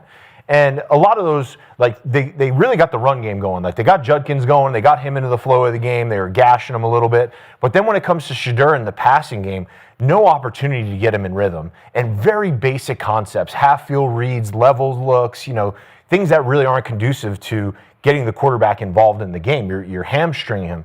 Hand the ball off, hand the ball off, hand the ball off. Make this throw. You don't make it. Okay, we're going right back to the run game. And I agree. You have to get the quarterback into the game earlier in the wind. Let him feel that. Let him see what he's doing. He had that deep pass to Judy, and he just sailed it. Yeah, it was beautiful. And Purdy missed on a couple too early in the game where he just sailed them. So get Shedeur involved. Get the run game going, but then get your play action going. Get a little drop back game going. Get him in rhythm, and then lean on your guys up front. Lean on that run game. So Stefanski's, that's always been my thing with Stefanski's offense. They can run the ball really well. They could scheme it up, but the pass game is just lacking. Yep. I give him a C as well. I thought he was playing solid until he lost the momentum of the game. You know what I'm saying? So you come out, you punt. First drive is what it is. Second drive of the game, you go down to the 20-yard line. You did. Right, fucking get points on the board. You go for it on fourth from the 20, I say you get points on the board right there. You know what I'm saying? Then before the half, he come down, he scored a touchdown. So that's 2 out of 4 possessions in the first half that, boom, you got points. That's positive. We go in the locker room like, all right, you know what I'm saying? I got a field goal, I got a touchdown. I like that, you know what I'm saying? I feel like you lose the momentum when you go for it on fourth down and you're on the 33-yard line. Yep. Like, bro, just punt the fucking ball. We got a top defense. Myles Garrett playing out his mind. Yeah. He playing good this game. They got 8 points. It's 10-8 right now. 10-8. Yeah. Like, punt the fucking ball, bro. Why is we going for it on the 33? Like, come on, bro. That's dumb decision. So you start to lose the momentum right there. The Niners score 17-8. You know what I'm saying? Then they punt again. Punt, back and forth. Then you muff a punt. Yeah. Boop. The Niners. That was a big play. That was the Niners score off that. Now it's 23-8. Yeah. So I'm like, bro, now you got to play a game that you don't want to play. You don't want Shedeur to have to play that kind of game against Robert Saleh. He too young to play that kind of game. You know what I'm saying? So and before he lost the momentum, I thought he was playing a solid game. You know what I'm saying? I would have gave him a B, but you missed the throw to Judy early. You know what I'm saying? Win, no win, I ain't going to make no excuse for him. You make that throw, that's a touchdown. You know what I'm saying? So, hey, you end up punting on that possession right there. So you make that throw, I give you a B. You don't make that throw, I give you a C. He ain't have a lot to do with them losing the momentum of the game. It wasn't him fumbling or holding the ball, taking sacks. That didn't lose the momentum of the game. An interception by him, that didn't lose the momentum of the game. His own damn coach lost the momentum of the game by going for it on fourth, leaving point. It's 50 miles per hour. We just kick the field goal, bro. Like, you at the 20-yard line. Yo kicker, he a pro. He can make this kick. Yeah. You know what I'm saying? Take the points, and then when you backed up, you go for it. Like, you giving them 7 points. The muff punt, that ain't on Shedeur, man. So I give him a cool C. I thought he played solid. Passing grades. Yeah, I gave him a C plus. The plus, I'll tell you why. But yesterday when I was on the network, they asked, like, what's the key to them 49ers winning this game? I said the most important units on this team, or between both teams, is going to be the punt and kickoff team of the 49ers.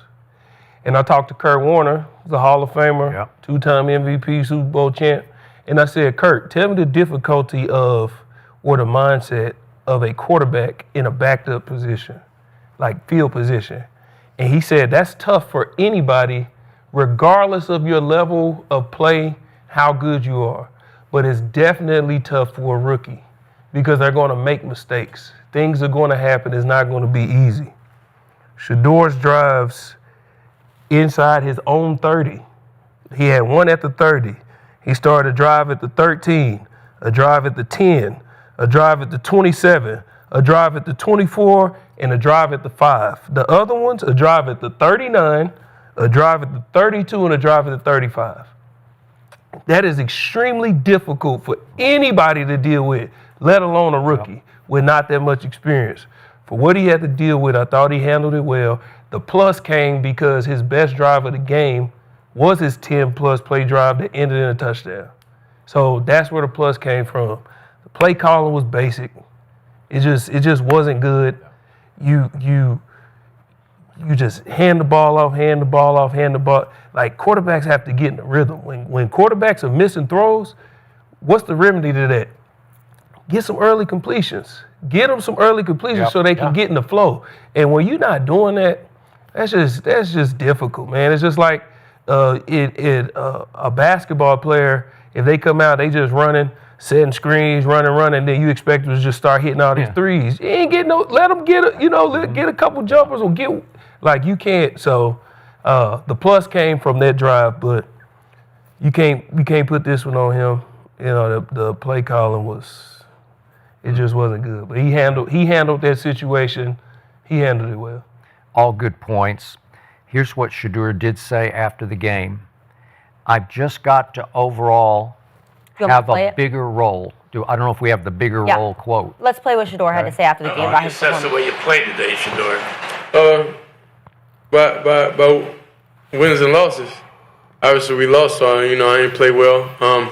There's definitely things on film. I'm gonna look back and want to get back and want to see, but at least moving forward, I know what we could do differently going about the week and being able, to get fully prepared for every possibility. Okay. So what caught my ear, that he went on for like 8 or 9 minutes, but he said, I've got to overall have a bigger role. Mm-hmm. He does not like getting yanked for tight end under center on 4th and 1, or for those wildcat plays they keep running down close to the goal line with Judkins. It's just not fair to him. It shames him. He has to trot off the field. It's like the trot of shame to leave the huddle because Judkins going to run the wildcat. It's wrong. Do you agree that? Of course. Yeah, right? It shouldn't be done like that. If you see what happened when you try to put a tight end under center, he snapped that ball so damn hard, he ain't know what the hell to do with it because he don't take snaps. No. Like Shedeur, big guy, you know what I'm saying? Let him do the quarterback sneak. I'm sure you don't give a fuck if he get hurt or not anyway. Let him do the damn quarterback sneak and he'll go get it. Yep. You know what I'm saying? So I don't know. It's like you said, it looked real sabotaged, but even with it being sabotaged, the play calling, Shedeur still make it work. He don't throw all that short check down shit. He'll wait, throw a crossing route, get the ball, wait, let somebody open up. I feel like it don't matter what you call, he gonna make it positive.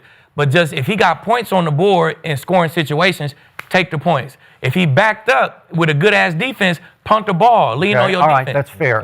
And one other point that we didn't make, maybe the best thing Shedeur did yesterday was what he didn't do. There are no turnovers. Yeah. So Right. for a kid Exactly. playing in that wind, and He ain't play a part in losing the momentum of the game. He did not. And then the other thing I want to comment quickly on is Jerry Jeudy. I don't know if you guys saw the video on the sideline. He was getting in Shedeur's face. You got to tighten up, man. And I don't know exactly when it was, if it was after the first throw on the first series, but just leave the kid alone. He's over there clapping in his face like, you got to do this. And it got so agitated that the backup center who was in had to come over and step between them.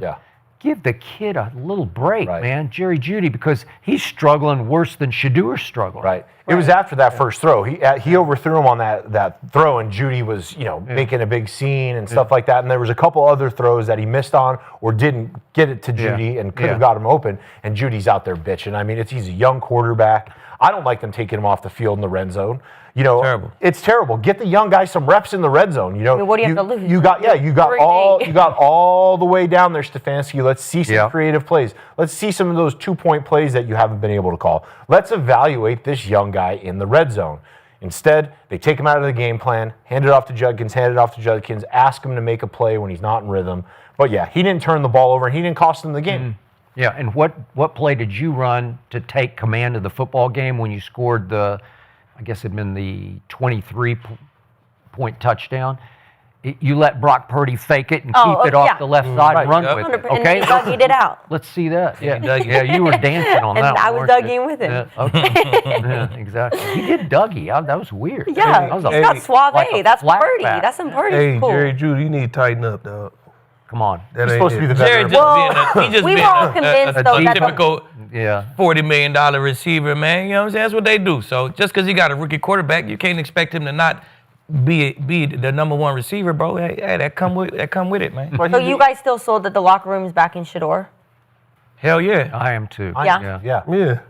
He gives him a chance to win. He gives him a chance to win. He's being held back by the game plan. Okay. But, you can get behind a guy like that.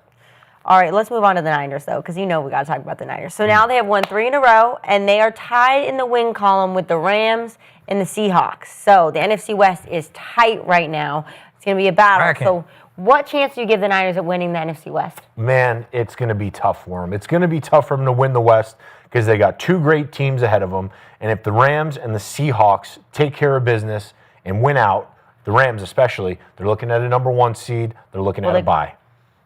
They have to play each other again. They have to play each other, but I like the Rams. The Rams had a bad Win out, but the Rams had a bad loss yesterday, and I think that they had a shot to win it. They made a bunch of mistakes. There's a bunch of turnovers. I like the Rams. Okay, I like riding the with the Rams. Seahawks over the 49ers. The 49ers are playing well, but they still just haven't really played convincing winning football like the Rams and the Seahawks. that's fair. That's fair. Yeah, I think the Rams going to win it. I think they lost the last game that they going to lose this year. And again, it was that 5-hour trip. You fly across America. Yep. Their defense was just a step slow. They didn't look the same. And Stafford just was a little off. You know what I'm saying? It's he had it's a that tough trip. day. I'm telling you that. And bad weather. Bad weather, and it was a trip. You know what I'm saying? They played a grinded out, run type of team. They threw checkdowns to the running backs, like them extended run plays. You know what I'm saying? So it's a loss, a late season loss that happens. I'm not gonna jump off the bandwagon and say they're not the best team, and they still the top team in the NFC in my opinion. And I think they'll take care of business in Seattle, and I think Seattle versus San Fran. That'd be that last game a swing, who's 5th and who's 7th. But I still think the NFC West is going to send 3 teams. Yeah, I mean, they not catching the Rams. Rams got 2 versus the Cardinals and 1 versus the Falcons. They hardest game left is Seattle on the road, because we seen the Lions and they coming to L.A. Yep. I played in Carolina, and that weather, it gets cold. It start raining and all that. Yep. You come from the West Coast where they playing indoors, the weather's still good out here, that you got to go across the country and play in that. It happens. So, yeah, I'm They kind of still needed going that with the Rams. loss, for real. Yeah. I think that loss. I think that loss, down the stretch, because they're sitting there thinking, It'll wake them up. listen, they were moving the ball all day. They turned the ball over deep in Carolina's territory. One off Derek Brown's head. The fumble. They were going in to score points there, and they looked like they were in control. Yeah. But I like this loss for them in this spot because they went across the country. They played in bad weather. Now they get to regroup. They got an easy schedule down And the Niners do down not. to the end. Yeah. And I like when really good teams like this get a little adversity down the stretch because now they learn, okay, we can be beat. Yep. Not all this stuff's going to their head. So now they come back, they regroup. Arizona, Detroit, Seattle, Atlanta, Arizona. That's a favorable So you're schedule. not worried about them? Who's that? The Rams. Worried about what? The Rams. You're not worried about them? I got some worries about them, but I got you. No, They had the Rams are putting up a ton of points. The Rams are putting up a ton of points. They're blowing teams out. They look like the best in class. We're arguing about the Rams being the best team. We talk about the Rams being the best team in the NFL week in and week out. Denver's not in that category. I want Denver to lose a game, though. I want us. We need to lose to somebody coming up. You know what I'm saying? Oh, maybe you're planting excuses. Nah, just one, we need one. We need one. He's playing the seed. I think the Rams are going on a more complete than the Broncos. 13-game win streak entering. That's how you get popped. You gotta have Right. the You reason don't you want that. gotta have I don't like the freaks. Yes, So we need you gotta to have a loss right now, so then Yes, you get on you your gotta run. get You don't Get on want your that run. loss Yeah, for exactly.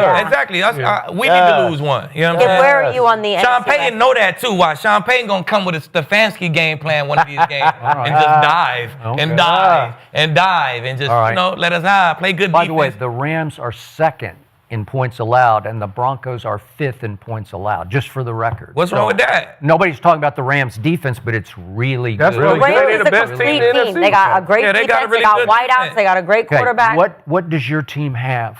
It has Kyle Shanahan and Robert Saleh. Really? Yeah, And- that's all. It got And pedigree. CMC. Okay, and what's that? And CMC. Those are our stars. right CMC now. carried 20 times for 53 yards You're yesterday. playing the Browns and Miles Okay, Garrett. 20 for 53. Yeah, I wasn't betting on the running game Niners just yesterday. got I wasn't pedigree, betting man. on the My running point game. is, for your team, however good they can be, Kyle and Robert Saleh will make them the best they can be. But they're just not as good as the Rams without your two superstars on Exactly. defense. That's and you're fair. not as good as Seattle without your two superstars.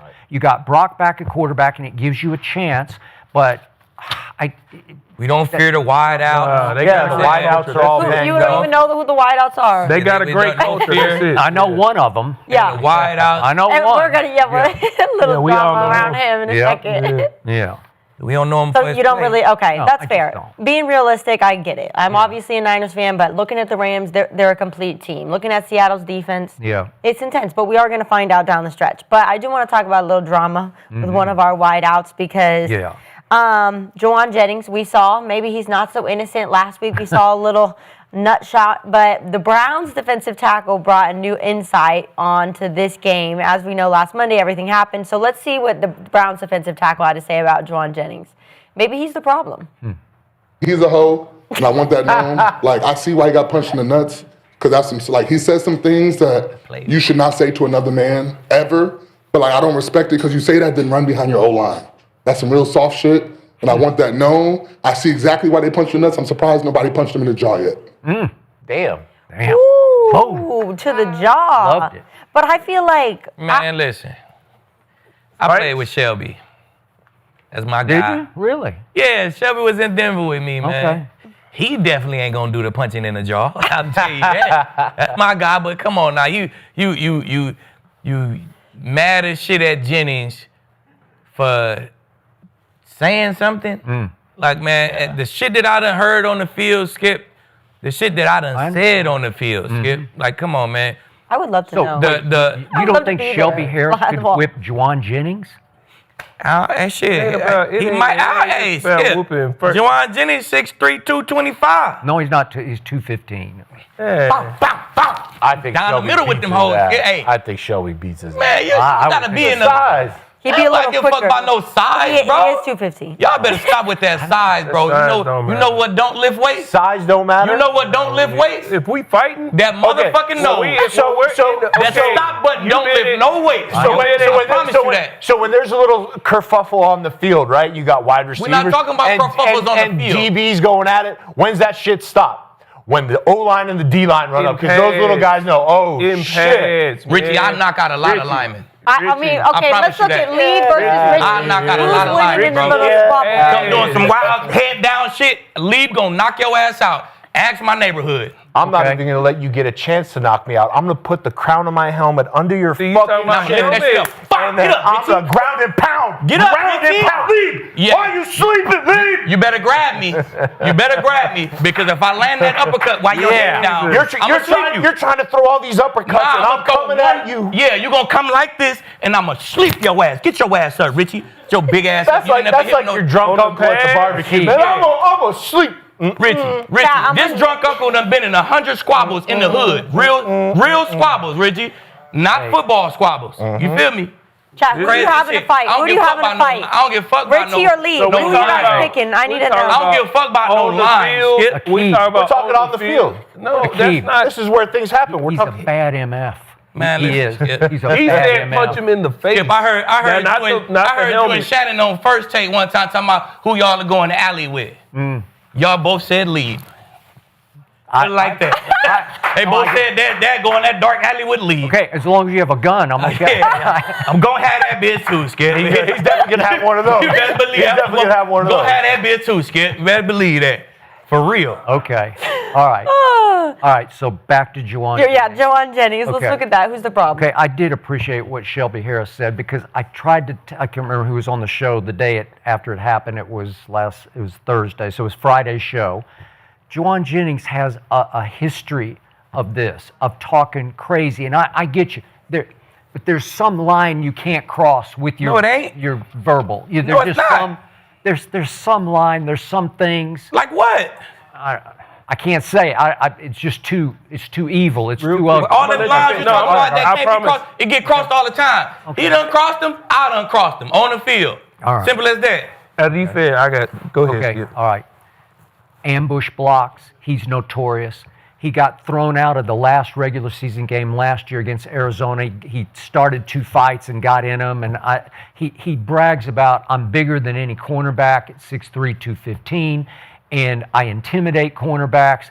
And I told you, he's not without some blame for the nut shot. It's not that there was some cause for it that the Carolina kid just said, okay, I've just had enough of this. I'm going to get you good. One time, I'm going to get you good. And if you want to keep on going, we'll keep on going after that more. And he got suspended. So he didn't even play, and Carolina still won the game against the Rams. But the point is that there's some circumstance to it.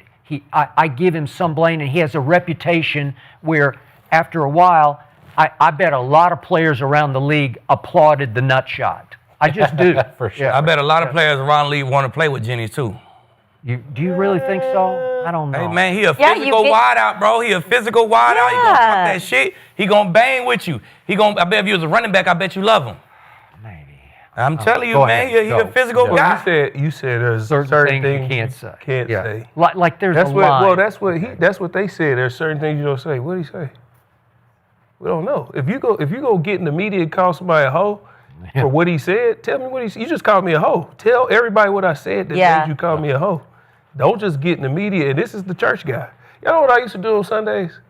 I lost my cool one time, and it was with Ryan Jensen because I had to check him at practice one time when he was Baltimore. He was the bully. Yeah. He came over to Tampa one time. We were at practice, and he's known for being all extra, doing all this. And he tried to pull, like I went up to block, tip a pass. He snatched my pass down. And I went to him. I took my helmet off. Went to him and said, hey, listen, I know this is what you're known for. That's cool. I'm glad you're on our team. But you're our teammate now. Don't do that to me. If you want to fight, we can fight in the locker room. He was like, no, that was okay. So when I went to Carolina and he was being extra with Tampa, I went and pulled a lead and I poked him and said, you know you're not like this, so stop all the extra. That's the only time I ever lost my cool. You know what I used to do on Sunday? People, let's say these two get into it, I would go to the crowd and I would scream loud, hey, so that nobody go to church this morning. And everybody would just stop and stop moving, and then they'd just walk off. That was me. I was the non-confrontational person. So this right here, when I'm seeing this, you can't call somebody a hoe and say he said something, but don't say what he said. Yeah. What did he say? Right. You just called me a hoe in the media and said I want to be known. What did he say? If you're not gonna say what he said, then don't do that. That's it. Yeah. That's all I'm saying, because you didn't handle it. You didn't handle it then. Coming from the confrontational person. Right, yeah, coming from, The two of you over here. Is this something that he could say that crossed the line on the field, or have we heard it all? I mean, we've heard it all. I've heard it all. I mean, when you're out there, you're running and gunning, man. You're out there talking Just playing shit. football, man. You don't mean it. You don't mean it. You don't mean it. Like, just playing football. I got a good story about this. So I'm playing in Buffalo. I think it's 2016. We're playing the Arizona Cardinals. And we're running power, and we are beating their ass. We're up like 35 points. And their linebacker, Minter, I'm coming around and firing his ass up. I come around, we're trying to run the ball out in the 4-minute. I come around, I hit him. He wants to do all this pushing and shoving after the play. I'm like, bro, where were you in the first quarter? So Patrick Peterson comes up, good friend of mine, and he's like, man, take that shit back there, Richie. Take that shit back there. I let Pat P have it so fucking bad that I felt bad after the game because if you guys know Patrick Peterson, he's a gentleman. He is a class act, right? So I gave it to P, and I felt bad. And I went up to him after the game. And I was like, my man, I am so sorry. But that's it, man. When you're out there competing, you're talking shit, up, bro. I mean, these are a bunch of alphas. We're a bunch of dogs. And we, in that moment, you know what I'm saying? Yeah, we're running around with bad intentions. So for Shelby to call him out, call him a hoe, yeah, say what he said. Say what he said. You don't just call me a hoe and don't say You got to call him a hoe for doing something, bro. You can't be no hoe for something you say on the field. Because I'm sure Shelby done said some disrespectful shit on the field. He played with us, bro. We disrespecting everything. So the report is... We carting boys off, talking shit to him as he get carted off. So the report is that he said something while his teammate was on the ground. That's why he... But then Myles Garrett, they asked him, did it have anything to do with him saying something when your teammate's on the ground? Myles Garrett said no. So one person saying this, one person saying this. It's just a constant jawing. You know, it's a constant jawing. Man, y'all talking, man. The heat of the moment. My thing I think to go to the media and say that's pansy. That's kind of some hoe stuff. Handle it out there on the piece of that. Looked like that was some whole shit. Okay, what about after the whistle ambush blocks by a wide out on a corner? Well, that's some bullshit, but you know where that evens out? That evens out in between the whistles. You want to talk trash, you want to get extra after the play. I'm thinking, oh, okay, I got your number. Let's say you're 35. 35, 35, 35. I'm looking for you standing around piles, right? I'm looking for you to let up. I'm going to try and dump you. Anybody ever hit you after a whistle? Of course. Yes. Of course. I done had any of it. All the time. I got hurt fucking with Pierre Garçon after the play one time. So you love the Dallas Cowboys from the 90s. That O-line was the best in the league. You think they stopped at Nate the whistle Newton talking some shit. Very Larry Allen. If I have a problem with it wide out after the whistle, I'm going to tell my safeties, hey, this motherfucker want to play. Yes. Hey, hey. Yes. He won't play today. Yes. Bet who? Bub. TJ. Who? Yes. He won't play today, fam. All right, I'm going to just put it on him. Yep. I'm going to put that bullseye right on you. And the guys, hey, if it's me, if I get an op, I'm going to do it. I'm going to put the bullseye for everybody to get on your ass. It is what it is. After the game, I'm going to dap you up. Hey, what it is, fam. Yeah. Not going to call you no hope for nothing you said, though. You know what I'm saying? I'm going to take my shots during the game. I'm a necessary evil on offensive lines. I bring the juice. I bring the passion. We know, but I bring it in practice. I bring it in the weight room when it's time to condition, shit like that. So when I go out there and I get in a little scuffle with somebody, guess what? I got 4 dudes behind me ready to have my back, right? Exactly. And so all these young guys, they want to talk shit and they want to do all this stuff. You just put a big target on your back, and we're all coming for your ass. That's it. I'm gonna tell you right now. But guy like that, you want a guy like that on your team.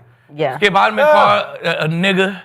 I done been called the black motherfucker, a pussy ass bitch. You know what I'm saying? What lines can we cross here? Them are all lines that, you feel me? Like, you feel me? Like that's how me and Crab first started. Crab said, you bitch ass? Now hold on, Crab, all right? Oh, you and Crabtree. All right, fam. Hey, call me the same pussy ass bitch, pussy ass nigga when you see me in the city, my boy. You know what I'm saying? And when I saw him in the city, and he saw me, and he, hey, what's up? all right. You feel me? I was just making sure, you know what I'm saying? It wasn't nothing. So, hey. All right, I had to ask. By the way, last quick point about the 90s Cowboy offensive line, the most intimidating offensive line that ever walked onto the football field, and they did not talk. I know them all. I know them. No, I'm not talking about talking. I'm talking about the extra. I'm talking about the. They was finishing people's skills. They just marked. For sure, they was finishing people. Hey. Eric Williams ain't talk. No, they didn't. Eric Williams like an Michael Irvin type guy. No, he wasn't. He wasn't? Quiet. Mark Tuinei was a quiet killer. Like Eric Williams talking about though. Yeah, I understand. All right, I had to ask the chat who would win in a fight between you two, just so we got some numbers. Aqib. It's 50-50 almost, but 2% are leaning with Aqib. Yeah. Oh, yeah. 2% win on that one. Squabbles down the middle with him. Bam. Because that nose don't lift no weights. Stop. I tell my kids, Skip, hey, he get out of line, where the stop button? His nose. That's right. Okay. That's right. I That's right. Touch that Hey, nose. chat, go to YouTube and pull up Richie Incognito highlights, baby. We ain't talking about football, Rich. We'll start. I mean, anywhere, brother. We ain't talking about football. Okay, I like to talk about it. I just don't want to see it. Yeah. No fighting. Just go talk about it, baby. Yeah. You know what I'm saying? Talk our shit like it's the locker room. Yeah. Any of y'all need prayer, call Gerald. All right, guys, let's get to some college football today because there was some massive news in the college football world. Man. So, after a record season for Ole Miss, preparing for the playoffs, head coach Lane Kiffin is leaving the program and going to LSU. And there's no love lost, though, for the Ole Miss fans. So, here's some Rebel fans giving some love to Kiffin. Let's look at this. Send the ball. Get out of here. Send the ball. Hey, Lane. I'm dead. In that 40 passenger PJ. Send the ball. All right, y'all. They were not holding anything back. That's crazy. So, Kiffin said this was the hardest decision of his life, and it took a really long time to figure it out. And he really obviously wanted to coach to the playoffs while still taking the LSU job, which Ole Miss Vice Chancellor said, hell no, we're not doing that. So, Richie, do you think Lane Kiffin handled this LSU situation in the right way? Absolutely not. Absolutely not. Lane Kiffin does what Lane Kiffin always does. He makes it about himself. Ole Miss is having a historic season. They're on a great run. He built this program. They're pushing for a college football spot. They got a chance to go win the Natty. They're going to go deep. Let's take a trip down memory lane with good old Lane Kiffin. He was the Oakland Raiders head coach. Al Davis gave him an opportunity when he was a young guy. 31. Al Davis gave him the keys to the franchise. After 1 year, it stunk so bad, Al Davis asked Lane Kiffin to step down. He wouldn't do it. He wouldn't sign the letter. Into the second season, Al Davis fires Lane Kiffin. He calls him the biggest con man. He is a con man. He is all smoke and mirrors. Now, he leaves. He gets the Tennessee job. He goes to Tennessee. He's going to start building his career from there. What's he do at Tennessee? He coaches one season, and then a month before signing day, he leaves in the middle of the night, and as he's going to the plane in Tennessee, he has Ed Ogeron calling players, trying to recruit them to come to USC.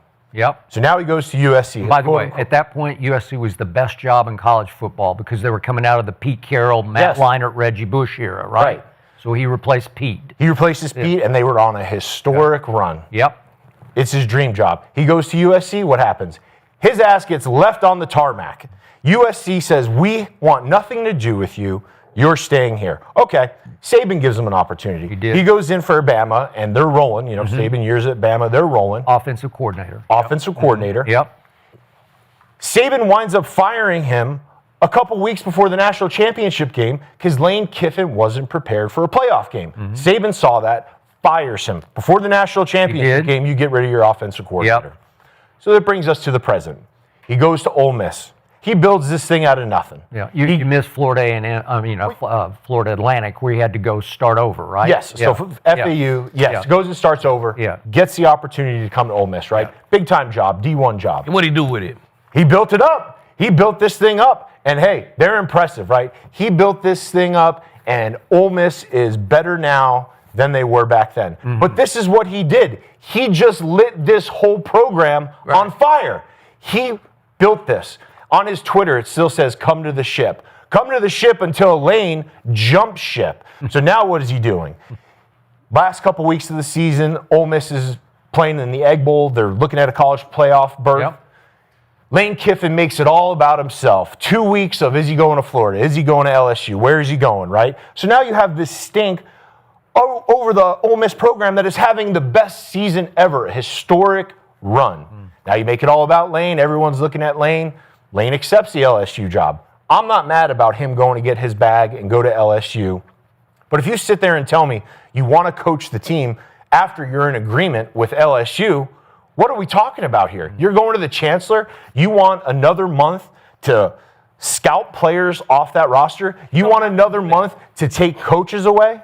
So now, after Ole Miss has a historic season, Lane Kiffin jumps ship.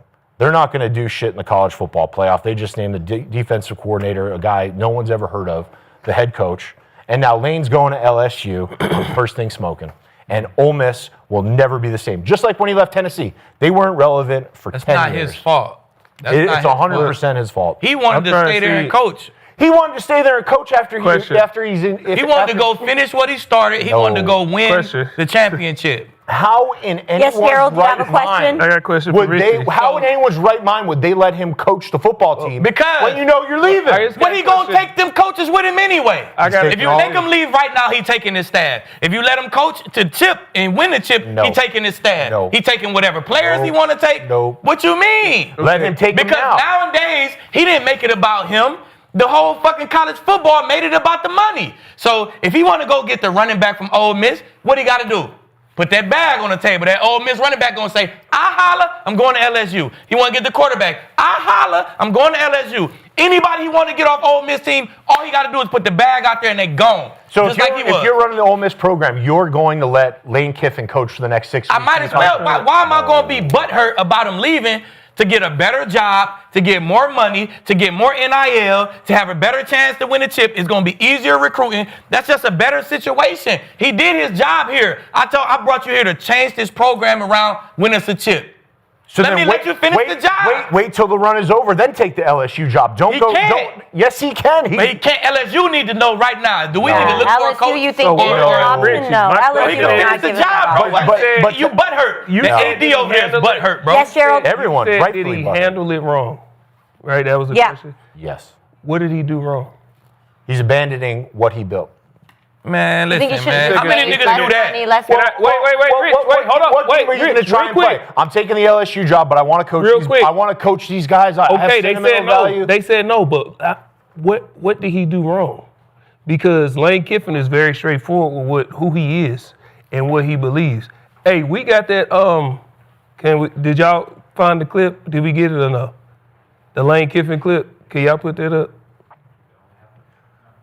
All I'm saying is Lane Kiffin has an MO, and this is exactly it. But he had that MO when he came to Ole Miss. This is why he did nothing wrong. Lane Kiffin has been just like professional sports, but it's not the same like baseball and the payrolls. And over time, who wins and who doesn't win. So we may have a outlier years once in a while. People will talk about it's narrowed, like I heard Coach Saban say, and some stuff has narrowed, and as I refer to, because you can't stockpile, at those whatever blue bloods you want to call it or refer to it. But there's still things there that you're still going to struggle to beat those guys because kids are still recruited and they see size of stadiums and tradition and Heisman's and national championships. Exactly. And then your location, to talent. So I think all those are in there. I think with that question probably earlier was what is your assistant coach's pool? Now is what is your player pool? So the question that was asked to him is, what is an ideal best coaching position? He said the place with the most money. He's been saying for 2 years the system is messed up. Exactly. Everybody's making too much money. Y'all need to get it under control. So now everybody's mad because he's capitalizing on the system he been telling y'all is messed up. He's just capitalizing on it. He went to the place, he told them, as wearing Ole Miss, this is Lane Kiffin and what I believe. I believe that the best coaching position is the places with the most money.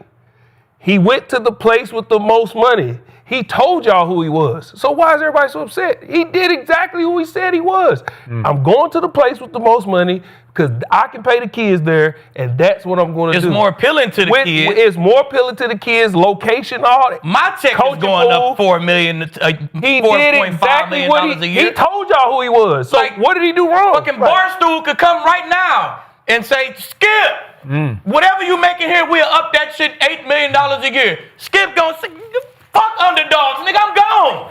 What you mean? I wouldn't say that. But he'll be gone, though. Nigga, like, come on, man. What the fuck love you guys. At the end of the day, it's your job. It's your family, your livelihood. So you're right. Out of Lane Kiffin eyes, it is all about Lane Kiffin. Out of Richie Incognito eyes, it is all about Richie, because them the only eyes you can see out of. And Richie, so how we gonna blame him for bettering his family? And real quick, what did he do different than what we've been seeing for years? He jumped ship in the middle of a historic run for the team. He didn't want to, though. The AD was butthurt, and the AD made him go. Okay, so Skip, he's how supposed you to feel? pass I up don't see how so he's in supposed what to pass up world on the you job? guys believe that he So agrees to the LSU so his job, coach is and not you're going to going let him So he coach? go. So he's Is his supposed coaches to pass not it going up. with They're all going. The They are offensive coordinator- going. So what's the difference? Let them motherfuckers finish coaching, win a chip, and then let them Yeah, go. So it's he's the supposed to chip. pass Give us it, up, bro. So he's supposed What's to the pass up the difference? job. That is so unrealistic. Is It's he not supposed to even pass up the job? No, he's not supposed to pass up the job. Okay, so if But LSU is but saying, he hey, doesn't- you need but to know he- 'cause we he got doesn't other have to- people. He doesn't have to make it a circus before Unless the you last ain't had no minute of the problem season. with him, do it. Go and finish your How's he shit. making a Come. circus? Okay, Skip, what It do would you never think? happen. It would never happen. So I've been around Lane enough to know he coaches with edge. He lives with edge. He had so much edge, he had big alcohol problems that I'm pretty sure he has addressed and gotten under control. But he knows he is, in college football, the ultimate wrestling villain, and he loves being the heel.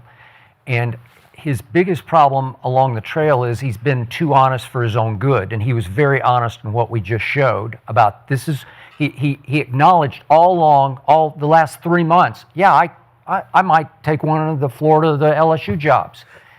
And yet he knows this is a cutthroat business, rip your heart out business, because his father was in it and he grew up in it all the way.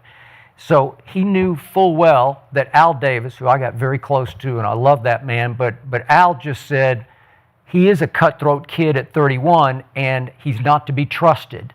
And he didn't trust Al, and it got sideways, and it was a wreck. And Lane knows it was a go-to-court wreck. And he knows what happened with Pat Hayden on the tarmac when he's on the team bus ready to go back to USC after the plane landed, and they'd gotten shellacked at Arizona State. And he knows Pat Hayden pulled him off the team bus in front of all the players and fired his ass on the tarmac and said, we're going back to USC. You find your own way back, and your bags will be left for you at the center at USC, at the athletic center. So he's just doing what everybody has done to him, right? He's just saying, this is just life. This is the way we live. The only thing I didn't like about the way he handled it was I just wanted him yesterday, just own it. Right. You're going to a much bigger, better athletic program. You're going to a stadium that seats 102,000 versus the one you just left that seats 60,000. You're going to a program that has committed $30 million a year in bag money. Come on now. $30 million a year. I mean, it's like this is pro football now. This is the NFL. The salary cap, there is no cap, but at LSU, they're going to outspend everybody. He's going to a program where the 3 previous head coaches, to Brian Kelly, all won national championships, and Les Miles won 2, and Saban, and and Coach O. So that they have legacy where it's made to order, and there's going to be a lot of pressure on Lane Kiffin to go, okay, now you're on, now it's your turn. Okay, so in the end, what I didn't like was what he said yesterday, because he should just say it was my choice, but he says that he called all of his mentors. He called Coach Saban, he called Pete Carroll, and he said, when Coach Carroll said, your dad would tell you to go, take the shot. Well, don't put it on Pete saying your dad, may he rest, bless you, may he rest in peace. Don't put it on your Pete Carroll through your dad. We don't know that. And then you're a church guy, I'm a church guy, and I didn't like what Lane said about I talked to God and he told me it's time to take a new step. Okay, it came across like he's got a pipeline, a direct line to God, and nobody has a direct line to God. Yeah. Okay, but you pray, and you just say I prayed about it, and my gut told me, because I'm just feeling that it's time to move on. That's fine. Just say I wanted to go to a bigger and better place. Own it. Yeah, he just did. own it. Just own it. Yeah. But okay, here, just own it. Say, listen, I'm going to LSU. Obviously, the timing's a little funky with Ole Miss's historic run. He didn't even meet with the team. He didn't. They told him he couldn't. They said no. Let him do it. It wasn't their butt hurt, bro. They were really rough. But the whole. If you were I Ole Miss, wanted to would you coach let the him? guys. I wanted to lead them through this. Okay. Hey, not possible. You were right about one thing. This was such a rare circumstance because Ole Miss is really good thanks to Lane Kiffin, because he's really good at what he does. Take us to the chip. Okay. Hey, they could have just swallowed their pride, even though you know that Lane over the next month weeks would be recruiting his butt off on the phone. He'd be maybe flying to see kids. Anyway. Okay, but He gonna do that anyway. Okay, you could do it. You could pull it off where they'll have a way better chance with Lane than without Lane. Yeah. So the AD should have swallowed his pride and just said, okay, let's you. just see Finish what we it can out. do. Like Finish what it they out. haven't won nothing. So just say So thank you you. said- Turn this thing around. Yeah. I appreciate it, man. Power By to the way, you they with were your new job. They were 4-8 when he took So, over. Skip- Exactly, bro. So hey, power to Yeah. you, man. Let's finish this thing out, Yeah. man, and So then y'all, shit. you believe over the next couple of weeks he can do all this extra. So you don't think you said he made a spectacle of it. You said he said I might take one of these. So you think he took this job without already calling coaches like, hey, I'm about to. You want to? It's Oh, clear. here's- Yeah, here's it's the clear. assistant. Gerald, He already all the did whole offensive staff is That's what I'm gone. saying. He didn't already did So that. whether he would have Y'all might as hosted well- the college football playoffs or not, the whole staff is gone. That's why I And just he brought the As staff. of yesterday, it was 4. Well, it's offensive just like, bro, coordinator. like if he leaves, Yeah, the guys, his guys who The he brought offense. with him. Okay, Took the Richie. offense. The Have same we guys who he brought with him. That's correct. They going with him. So Quick what question. are we talking about Quick here? question: have we? And since then, this is why you got to separate pros and college, because have we not seen OCs and DCs in the playoffs go do interviews for head coaching Yep, jobs? and they Yes, we finish their have. job. They finish Yeah. the job, and then they go Kellen Moore. They just won the Super Bowl. This is what happens. And his mentor, Nick Saban. Nick Saban was with Miami. He was with the Dolphins. He took the job God. to Alabama the day after the season was over.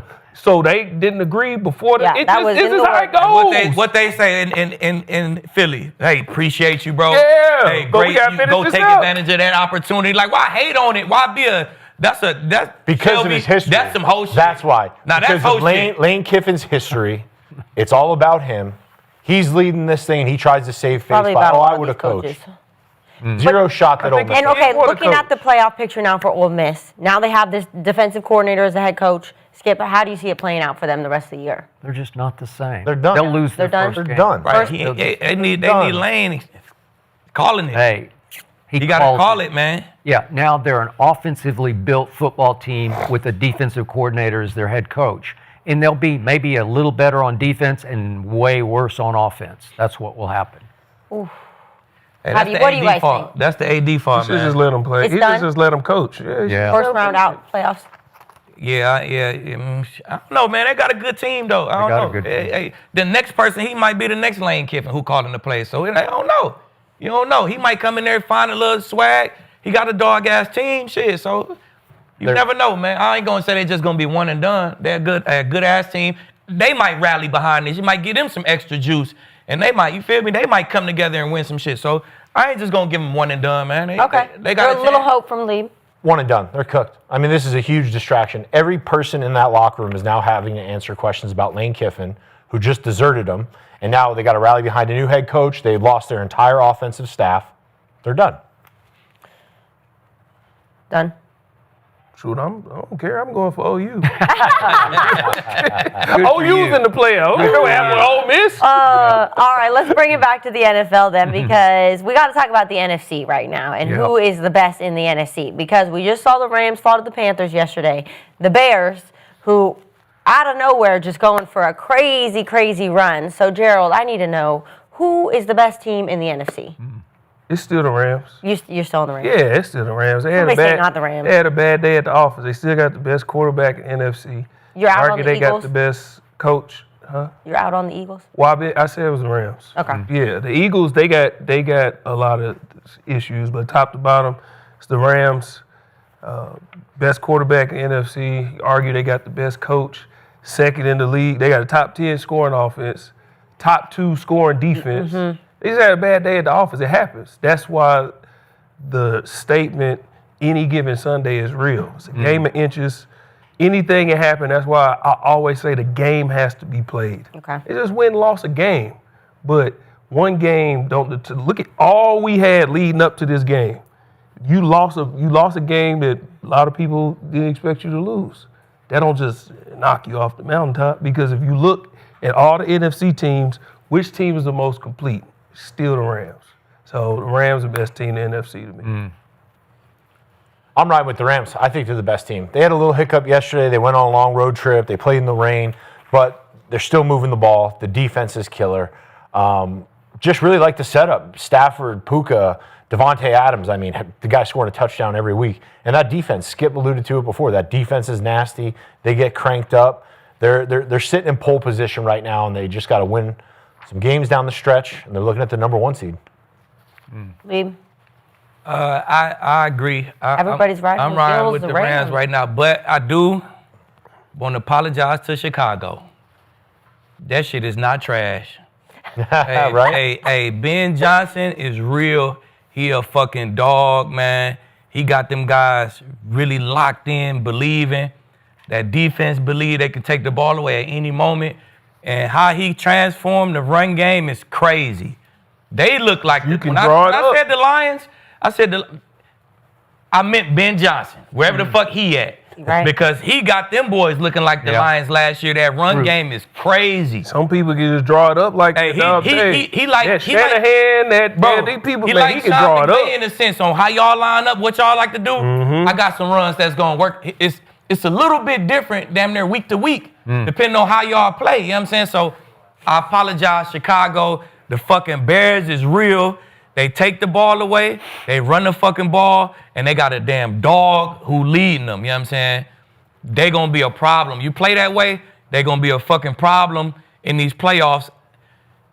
They might be the Commanders of last year, an NFC chip type problem. Yep. But I still think the Rams is the top dogs. And that's why I picked them preseason. I picked the Bears to win that division. One, because Ben Johnson, I trusted Caleb Williams in the development of them going up, but it's the defense.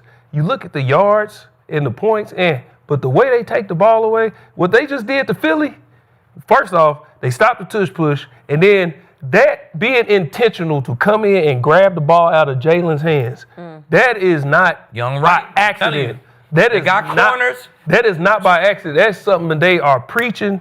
And man, listen, you said it, Skip. Taking the ball away like that, you taking it to your bank. I'm with Lee, man. Hey, Chicago. man, I think the Rams are apologize, still the Chicago. team, I'm but sorry, Chicago man. is.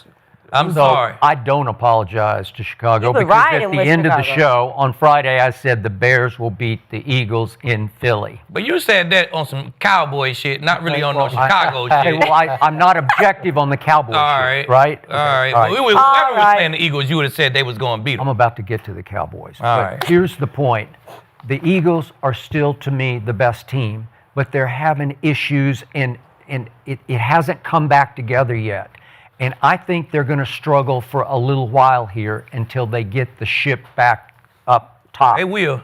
Okay, so I'm looking at the Eagles, and I'm saying, oh, they got to play out here against the Chargers on Monday night. Justin Herbert, you pointed out, is going to have some screw in his left wrist. But he's sometimes better when you give him an excuse, like you take the pressure off, like, oh, you can't do this. He says he's going to play, and I believe he will play, and I think he'll play very well, and I'm not going to be surprised if the Chargers knock off the Eagles, who still have to go to Washington and go to Buffalo. It seems like everybody's playing Buffalo down the stretch. Yeah. I don't know why, but they have to go to Buffalo. Could they lose a couple of more games? Yes, they could, and I believe they will before they flip it and get it back in the right direction. If they lose a couple of more games, they'd finish 11-6. If Dallas can go win at Detroit, which I believe they will on Thursday night, then they got a real shot at winning out because they got Minnesota and the Chargers in Dallas, and then they go to Washington and go to the Giants. But I just think they're good enough to beat those teams if they're on a hot roll, which they are. So if Dallas wins out, they're going to finish 11-5-1, and they're going to win the NFC East by half a game because of the Green Bay tie. So I still think my Dallas Cowboys, our Cowboys, Aqib, because you live in Dallas, but you I'm just a claim realist, you're a Skip. Cowboy. I'm just a realist. Yeah, you're. I've been on the bandwagon the last 2 weeks. Okay, It's that's been a it. blast. Okay, I'm just saying the Cowboys are positioned to win the NFC this They year are. because if they suddenly get a home game off a division win, man, I'm not betting against it. I may bet some bags on Dallas Me down too, the shit. stretch. To win Okay, the East or the whole NFC? to win the whole That NFC playoff game, that whoever that first playoff game is, it's going to be a tough one. No, It's he gonna be said like- he betting on them to win the NFC. Yes, like be the I number like one their seed. position to win the NFC, not the one seed, but But to win, you're talking about Yeah, to he's get talking to about the NFC Championship. This NFC to championship. win the NFC. Oh, to Period. get to the Super Bowl? Yeah. Cowboys in the Super Bowl. Yeah. Cowboys, Hey. Broncos. Oh my Would I God! not love that? Shit. Two delusional Are people you right that- now. Broncos, Skip. Hey, Love cheers, Skip. Oh Cowboys, my! Broncos, Could baby. you, Cheers. could you imagine these boys? Let's do it. Okay, The Super Bowl? The Super Bowl. you missed this combo Now on look, I Friday. say this: if the Cowboys get into the playoffs, They're gonna be they're a a problem. problem. They're a problem. If they for get it, anybody. if they get there, now mind you, like I said before, Skip dropped the curtain on me. It's gonna be I tough. dropped the curtain. You know what I'm saying? It's gonna be tough. You know what I'm saying? Because they need teams to like you. You need Philly to lose a couple. Like once you get in that boat, I don't ever want to be out there in that kind of boat. Well. I need you to lose type shit. But if they do, and they win this NFC East division, if Philly do lose some games, the Cowboys gonna be a fucking problem in that NFC, bro. Just the momentum that they're gonna be coming with and the problems that you got to deal with. That offense, Problems. defense playing better. Trey will be back. I don't give a fuck what Skip say. Trey and Bland, they gonna be a problem, man. Hey. What makes it different than the rest of the years? What do you see different than? I see. We've seen the Cowboys. Schottenheimer. No. I Juice seen the shot. Cowboys where you could take CD away and it's like, where Dak like where I want to go. Yeah, I think now, Pickens is the it's difference. Pickens is a Pickens. fucking problem. Now you gonna be on your heels and Dak confidence is just, I don't know. We seen Dak play well, but this Dak is just a whole He is. nother Whole confident nother kind of level. guy right now. This This looked like when Stafford went to the Rams. He just was that Yep. confidence was just a little bit different. Yep. And the defense you trust? We got two Gerald McCoys anchor in the middle of our line. Maybe And they're a not half of quite one with Osa. He a little half He's McCoy. a half you feel me? McCoy. Man, that's crazy. I have concerns. I have concerns. Oh, Everybody everybody got Richie, concerns. You know you got concerns. They're rolling. Dallas is rolling. They look good. And Ain't they gonna lie, got CD, that they got D-tackle Pickens, tell you and they know got Quinnen. I They love got to Kenny see great Clark. D-tackle play. That D-tackle. They are good. Quinnen I'm not and I'm Kenny. not Super Bowling it, but I like Dallas. No. I like it. I just think I they're like too it. far behind in the record. Obviously, they're playing well. They can make a run. They need a lot of help. That's what I said. I don't They know need if a lot they of help. They could potentially win out. Yours is still not make it. yours is You know what I'm saying? yours is Yeah. a if they get in. Mine is if they If get they in. get in. Because I think yours, Philly. yours is a you believe they getting in, or is it if they get in then? No, I believe it. I like the way it sets up. I just got a feeling. It's I just think Philly is a good flowing that team way. too. I don't think Philly gonna drop that many games and let them in. Honestly, that's what I think. I think the Cowboys gonna finish fucking great, and that momentum gonna take them right to next year. Like I said, you know what I'm saying? Yeah. I think it's gonna do exactly what I said. And the reason I'm not worried about Philly, you worry about a team like Philly or off. You know the defense has been playing great. They had a rough game versus Chicago, did. whatever. You worry about teams that don't have the pieces. We've seen Philly get different moments, a different player do something different to win games all year. Yeah. So that's when you worry when they don't have the guy. They got a guy everywhere across the board that can make a play when they need do. to. That's why I'm not worried about Philly. When it's the month of December, and you give up 200 yards rushing, that's internal. You are what you are. That's internal. At this point in the season, you That's are what you internal, are. bro. It ain't just like, we could just fix that. I'm telling you, man, I was on a Bucks team my rookie year. We was 9-3 going into December. We just knew we was going to the playoffs. I just knew, little rookie league with Derrick Brooks, Rondé Barber. We going to the playoffs in my first year. We played the Panthers. They rushed for 250. That shit lingered for the whole December. We finished 9-7, and Lee was at home on New Year's. Right. No playoff. 9-3. We gave up 200-yard rushing game. No playoffs. I'm telling you, that shit is internal. It make everybody kind of feel less of a man. You know what I'm saying? Seriously. Can't stop the run. Can't run the football. That's not the recipe for telling you. success. All right, we'll find out what happens with the NFC, but we do have a game tonight for we Monday do. Night Football. Jackson Dart, he returns from injury, and the New York Giants are headed north to Foxborough with the Patriots. They have the best record in football, and they're looking for their 10th straight win. So, Skip, I need to know who's going to win tonight. What's the score? I believe that Richie's guy, Jackson Dart, will play very well for a half and keep them close, maybe even lead it at halftime. And then I think New England, being the much better team, will slowly but surely assert itself in the second half and take over and win it 28-17. 28-17, lead. Let me go back to my notes. I think Darter played well. His first game back, I think the team will get a little, extra juice. They just coming off a nice little game, they damn self, you know what I'm saying? But I still think the Patriots be the better team, 27-21. Patriots, man. It's too hard to win in Foxborough. Yeah. Too hard to win there, man. Yep. Man, I'm loving Jackson Dart being back. Dart got to. No. I'm smart. I'm smarter off than the that. Dart. I'm not off the Dart train. I'm off the Giants train. The head coach is gone. The defense is a mess. They fired the D coordinator. And they just don't have enough guys. They just don't have enough horsepower to overcome games like this in New England against a great team, great defense. Offense is playing well. Dart will flash. Dart will have some great plays, but he's missing some guys. So I got the Patriots rolling. I got them winning 30-17. Really? Ooh, I thought you were going to throw a dart at that. No, I'm not throwing a dart. I mean, if he had neighbors, if he had Scatabo, if he had just a couple pieces, if the defense could get some stops and not just completely mess games up in the fourth quarter, I'd give him a shot. But again, we're talking Denver, we're talking New England, we're talking the Colts. They're going up to Foxborough, and they're playing a very, very good football team. I like the Giants to cover. You don't even like them to cover. What's the spread? 7.5. Oh, I'll take that. I'll take it. You putting half a bag on that one? Shit, I thought the Giants was going to cover, man. I like them to lose by 7, maybe like 6. Yeah. All right, I got dinner. I look like them with the Giants. Never. I got the Patriots 27-20. I just got one request. I need to see a trick play with my boy Jameis. Oh, okay. That's all I want to see, man. I love We see Jameis catch the They ball. might let Jameis spin. That's what I'm saying, bro. I know, right? Jameis is, hey, man, let my man Jay Boo get in there, man. That's Let him spin, man. Let him I do don't know if I something. could take Jameis out off what he did last week, bro. Hey, Jameis been playing well both I would let weeks. Jameis do the pregame speech. I can't wait to hear that pregame speech. He gonna get a speech. Oh, yeah, he's going to get one. Yeah. All right, guys, that'll do it for today on the episode of Gridiron presented by Underdog here in the arena. We're going to be back tomorrow, but we're going to be following Gil's Arena at 4 p.m. Eastern Time, 1 p.m. Pacific. So look for that little changeover in the set. We're going basketball to football. So we will see you guys tomorrow. Whoop, whoop. Whoop, whoop.